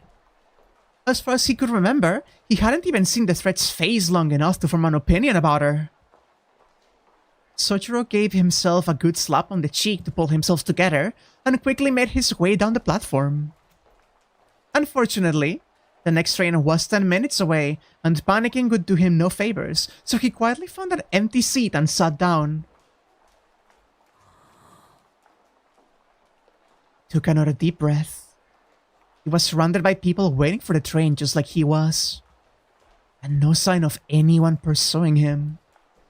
His head finally cleared up, and he assured himself that he was overthinking things. Though, he was surprised at how heavy his shoulders felt. Just tired, I'm sure of it. I know my own body best, after all. Sojiro sighed at his greater than expected fatigue. He had certainly struggled since coming down from... Wake up! Wake up, Anya! Look. I'm doing my best. He had certainly struggled since coming down from the mountains, but in retrospect, it could have been worse. Physically, he was probably holding up fine. He was much less confident in his mental state. The city and the mountains could not have been more different. He had been slow to recognize the differences and adapt. Acclimation was simple enough. Humans were nothing if not adaptable. Even without any effort, one could learn to adjust over time. Recognizing the challenges had been the hard part. Actually, it's all been difficult. Sojiro grumbled a complaint he'd never uttered before. To be honest, he was still afraid to wander around town. There were so many things city people took for granted that Sojiro had yet to grasp. It was little wonder that this never-ending chain of surprises could wear on him. Oh, it isn't my body that's tired. That would explain the hallucination. He muttered to himself, then shook his head. That which exists, exists. Such was the way of all things.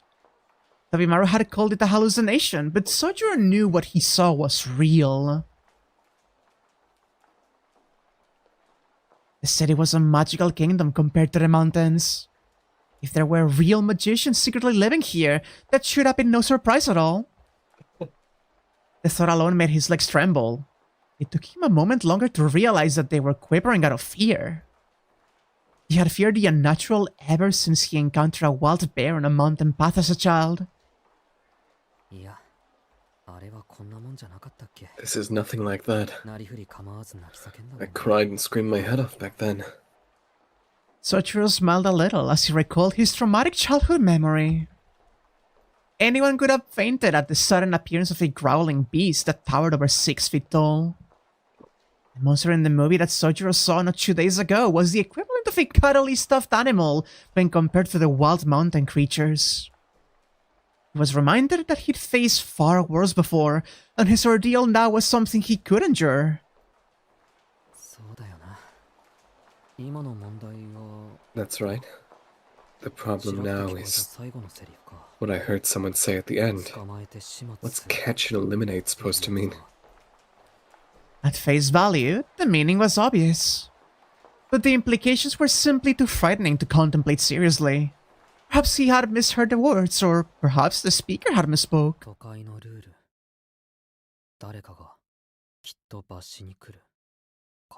The law of the city means someone will deal out punishment eventually. Even as he said it, the idea didn't quite feel real. It was hard to imagine that it applied to him. Sojiro breathed in and closed his eyes. His vision dimmed, putting the illuminated cityscape out of sight and out of mind. For now, he resolved to put last night's events behind him. When he opened his eyes, his breathing had calmed. I wonder, what happened to Tobimori when he tried to hit Ozaki? The question suddenly popped into Sojiro's head. Decided he could ask her next time, and stood up from his chair. A long streak of light blazed by, announcing the arrival of the next train.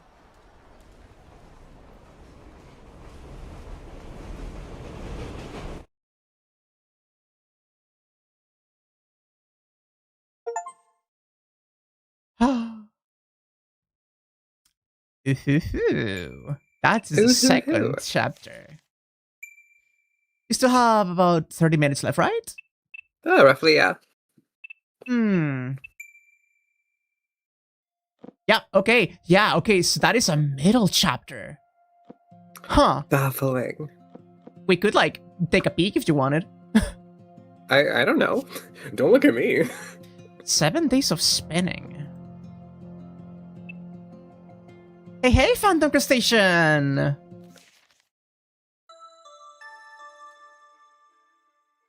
Morning in the city moved incredibly fast. It made one wonder if it was even a morning at all, with people so bright-eyed and bushy-tailed.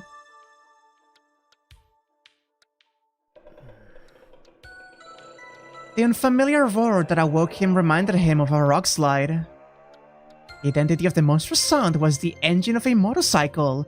Mr. Yoshida, his neighbor, was leaving for work. It was hard to determine when night ended and morning began here. The town's urbanization was synonymous with insomnia.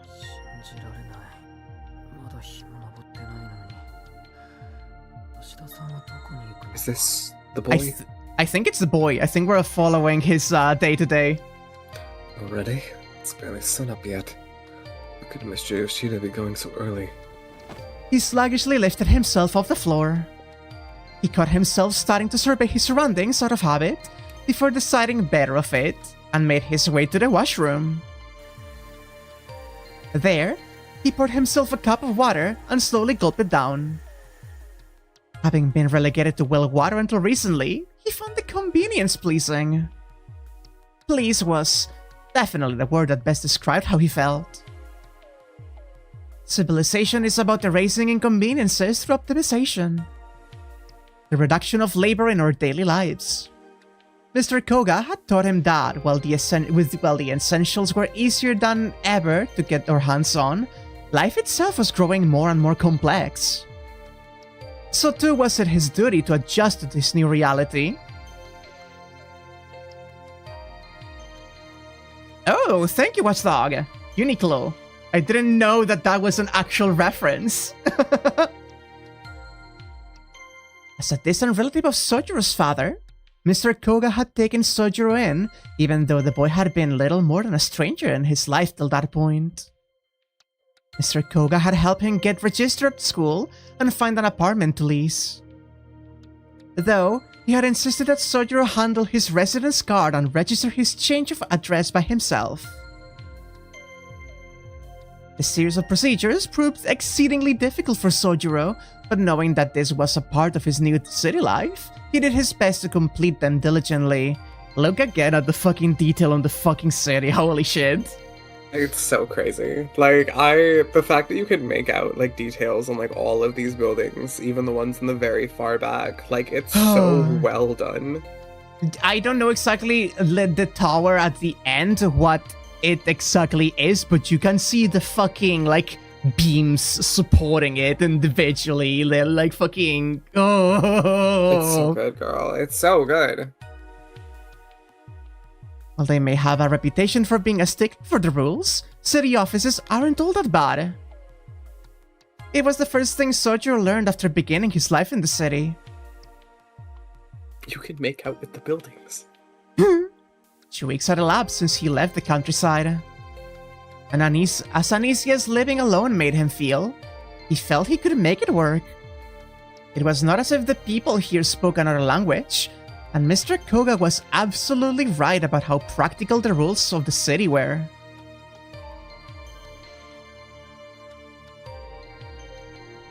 Sojiro continued the hard but surprisingly walkable path. Before work, he jogged in the park to pass the time. Even exercise like this offered lessons for Sojiro to learn.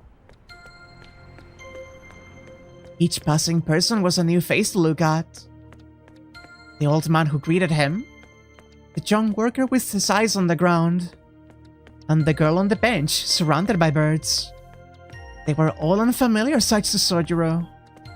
Unaccustomed... To run to the bathroom really fast. Go ahead. Sorry for interrupting. No, it's okay. Let's fucking stare at this fucking gorgeous background in the meantime. Oh my god. Sorry, I just realized the detail on the individual fucking leaves on the ground. Please look at the individual detail on the leafage. The oranges on the ground, the greenery of the fucking trees, the ones without any, like, leaves anymore. Oh.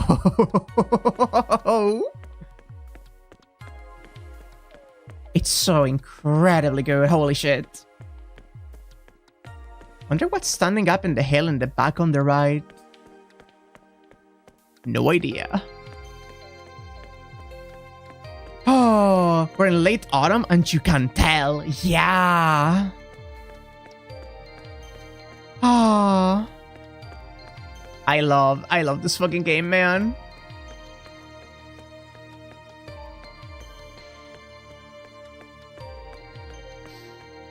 Oh. Just the subtlest hint of pink on the bushes. The little white flowers on the, like, actual trees behind them. Ooh. Also, while Anya is out, that was the first encounter with Toko, huh? I've been dying to learn more about her. And I know I need Anya to voice her so fucking bad. She's going to love her.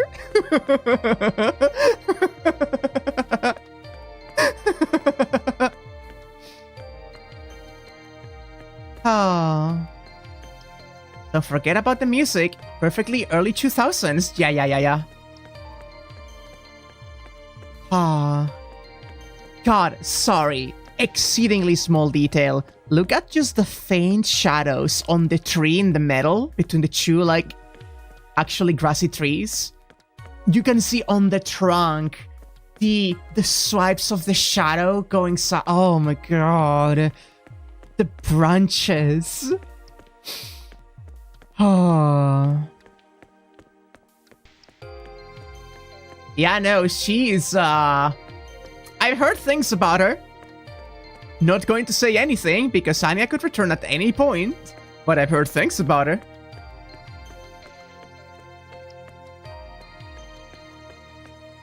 Ah. Oh, man. This is literally so inspiring. I keep looking at every corner of this background and being like, I don't want to be able to draw with this detail because the art style that I have is just not this kind of detailed art style. But I want to be able to make backgrounds that convey a place and a feeling so wonderfully.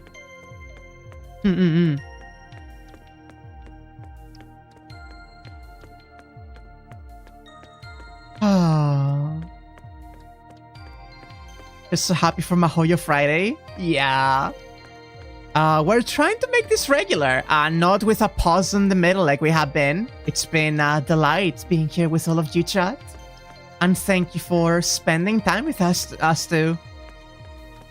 I do enjoy the little tippy taps of soju though. Your wife and you watch Garden of Sinners and now can't say Strawberry the same. I'm really interested about that because Kara no Kyokai is one series that is a big blind spot on me. I need to understand what Shiki's deal is. Like, I kinda know some things, but I need to see some things. It's like I get Nero's, like, vibes, but I need to play extra. It's one I need? Yeah, I know. Hello! Hi, I lived. Sorry about that. Welcome back. I was just gushing about the detail on each fucking leaf in this image. Shall we proceed? We shall. Unaccustomed to the city, he labored to understand its rules. Oh. Whether they were complex, simple, or completely meaningless, Compared to mountain life, which only dealt with nature, city life left one with way too many options. This kind of like installation park art is like my favorite fucking thing. Yeah! One could argue that such an environment was toxic for Sojuro. Look at it.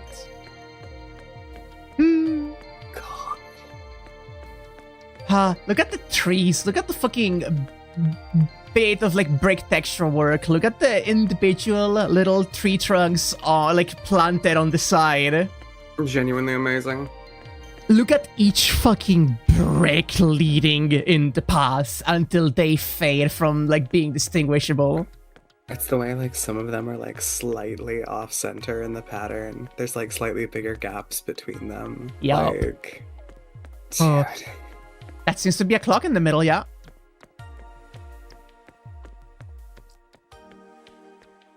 His life was a string of unsettling moments. But amongst it all, there were rules that he sincerely admired.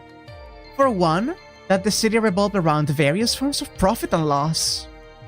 The fact that one only needed money to get the bare essentials to survive the city was a comforting thought to Sojuro.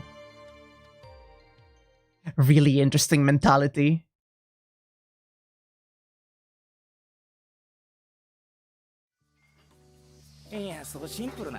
Oh, there he is! Hey, not everything is that simple. Money is just a symbol. It's the other stuff that truly matters. Money ain't that different from those free shoulder massage coupons people hand out. And it's not like the food you buy with a 10,000-year bill won't turn out bogus. Look, money can buy you happiness, you get me? Maybe. We live in a society, Sonoji. Maybe. Are you for real, man? I can't believe you right now. One day you're happy to break your back working a full day for a measly 4,000 yen. The next you're elbow deep in dirty dishes saying, it's all about the money. What's your major malfunction? No, I think that the current system's kind of amazing. To be honest, I never realized how limited bartering can be. Anyway, Kinomi, you're gonna drop that if you aren't careful. Huh? Oh crap, oh damn. That was close. If I break any more, it will be my head next. Thanks for the save. So, what did you want to talk to me about? It's money, isn't it? I love how polite he looks here. He looks like such a nice boy. Exactly. I've learned my lesson the hard way, but I know that it's better to have more money than less. That's why I'd like to work even more than I am now.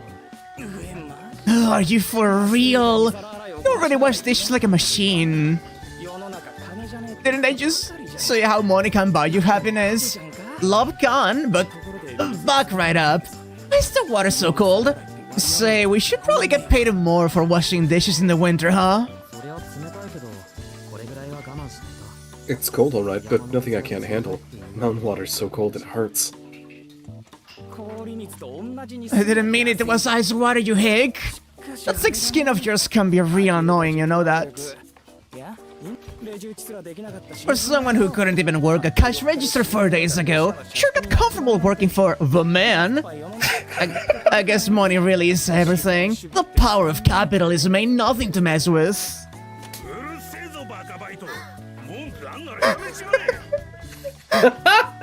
Shut your pie holes, part-timers. The door's right there if you want to quit. I don't have the cash to waste on deadbeats. Did you hear what he called part-timers? No.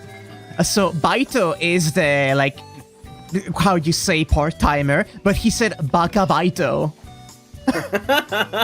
That's great. The complaints and chopsticks flew at them like a storm. This mess of a Chinese restaurant manager was a stubborn man who was willing to let minors work for him and didn't shy from violence, even if it was directed at the son of a lifelong friend. Sojuro felt that this is what Sparta must have been like. me to work harder. Whoa, your nose get up any browner yet? Me, I'm trying to make the most of my teens. Whatever, right? I've been meaning to ask. Are you the type that likes to go out on late night strolls or more of a bicycle kind of guy? Not that it matters, but... It's always late when I go home after the restaurant, but that's not what you're asking, is it? I'm not really into walking when it's late out. Why do you ask? No reason, like, you just moved here. Kinda weird question, but don't you think the town is dangerous? Not like people are bad or nothing? But I mean, you know that we get 10 attacks like out of a slasher flick every year, right? And since they started, there's... What's a slasher? You don't know. It's like when a thief snatches someone's bad example. It's more like someone's killing to see if they can get away with it. Bunch of dead people in the woods near the suburbs. Real gnarly. That's why you shouldn't go out late. The park in Misaki Hills is a hot spot for the weird stuff. He's gonna Jeff the killer. Haven't you heard about how they think the freak doing it is some chick with a sliced mouth? No, this is the first I've heard of a sliced mouth woman. I said, slasher film shit! They say her mouth extends all the way to her ears! It's a pretty cool school look kinda urban legend these days. There I go again. There's a woman who in a coat who asks, am I beautiful in the dead of night? I know this one. Even if you say she is, she will follow you home and kill you. Intense chicks like that are no-no. It's like something you'd see in an American comic book. That sounds really scary. Does she actually follow you home? They say she crawls in through a window, squeezes her way in like a crook. I told you not to utter that word in this kitchen. I'm gonna kill you, you little shit. The back of Kinomi's head exploded in pain with the impact of his boss's frying pan. Sojiro was reminded of just how dangerous this town could be. I'm gonna kill you! I'm gonna kill you! Yeah, right, I'd like to see him try. What kind of boss is that anyway? This is a restaurant, ain't it? Well, maybe calling it that is too much! Is your head okay, Kinomi? Huh? Ah, it's nothing. People tell me I'm real tall, especially the head. Yeah. I think I love him, actually. I'm kind of in love with this guy. Anyway, avoid the dark, okay? You look like a sick sitting duck. Thanks. By the way, is 10 victims per year a lot? Oh no, it probably isn't a lot, but it totally ain't a few either. The real scary shit is that they're still out there, somewhere, since they haven't been caught. Last cheerfully. Kinomi was probably trying to take the edge off of his story, but the noble intention of his laugh was completely lost on Sojiro. His friendly warning was equally futile. Sojiro was simply impressed that Kinomi was able to laugh it off.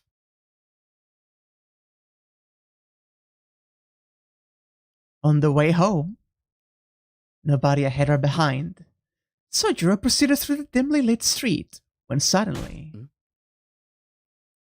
he turned to face an improbable sound. Huh. Something stabbed him in the head and fell to the floor. He frowned. A small bird had apparently flown into the telephone pole before landing on his head. The starling cleaned itself off and flew away.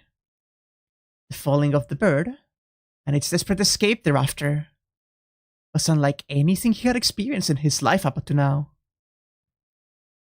Most of the townsfolk could have seen the incident as unlucky, ominous, or even sinister, but Sojiro just nodded and went about his business.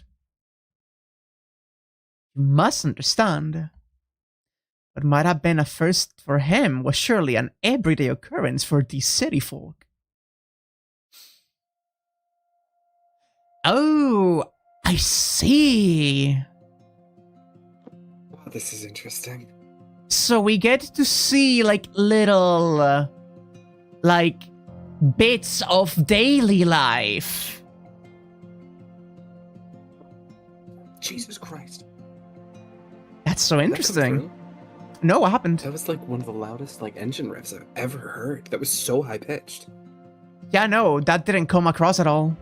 Insane that did not pick up. We could leave it here. We could do the second one if you wanted. I gotta be honest, I'm kind of low energy. I'm still getting over being sick, and that's what I'm asking you. I'm already kind of having trouble paying attention. I'm very sorry, folks. That was a fun time, however. I wish I had the energy for more, because I'm loving this. This has been genuinely really interesting. Like, all the formatting, it's peak. It's just peak. It's Peem.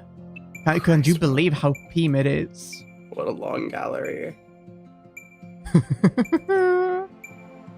I'm trying to see if she is in the gallery now that we've seen a little glimpse of her. I doubt it, but I have to check. Gotta know. No.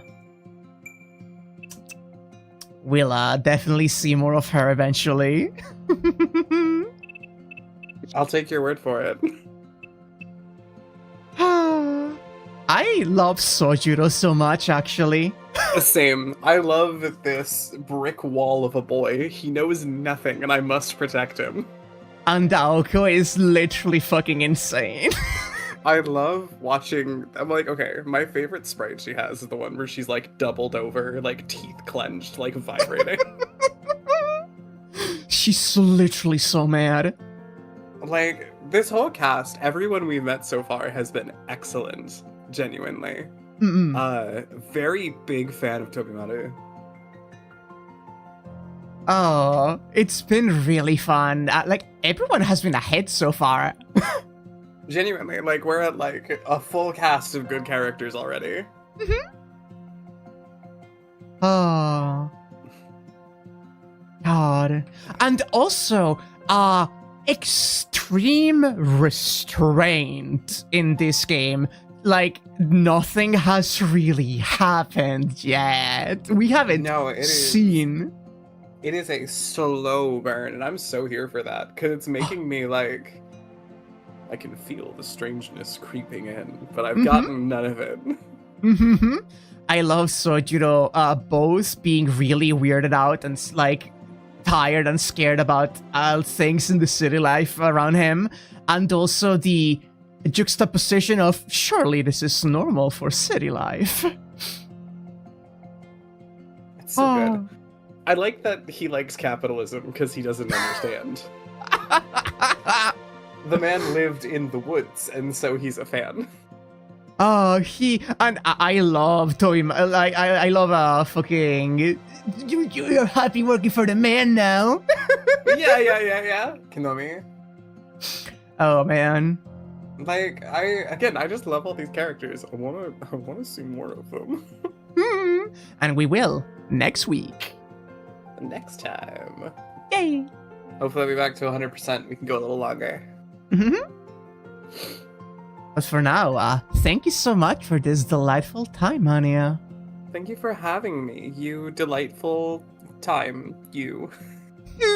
And thank you, chat, for your due delightful of time? Thank you, chat, delightful time you of. For. Yeah, what she said. Yeah. No, I really do appreciate it. Thank you very much for having me. Thank you guys for watching. I'm very excited to see more. For now, we'll dip around here. Oh. I was just gonna say, it's also good to be back. Speaking of being back, wanna tell everybody about your schedule? What do I even do? Tomorrow, Jackie and I are going to be doing Elden Ring. 10:30 p.m. EST. That's been a blast so far. It's very silly. Tuesday, Steve and I are starting No More Heroes over on my channel. Wednesday, we're doing more Mass Effect 2 with Sidani on his channel and Final Fantasy on mine. Thursday, we're continuing Pokemon. It has been peak. And obviously more of this next week. God willing. Obviously. Ah. We'll be The next all... stream is before the movie releases. Fuck off. But like, affectionate. Lightheartedly. I'm sure it will. Don't worry about it. We'll be seeing... Even if it doesn't, like, girl, who cares? We can just not watch it. Yeah. It's, it will be fine. I doubt the entirety of Mahoyo fits in one movie, right? You would be amazed the kind of things I cannot be aware of.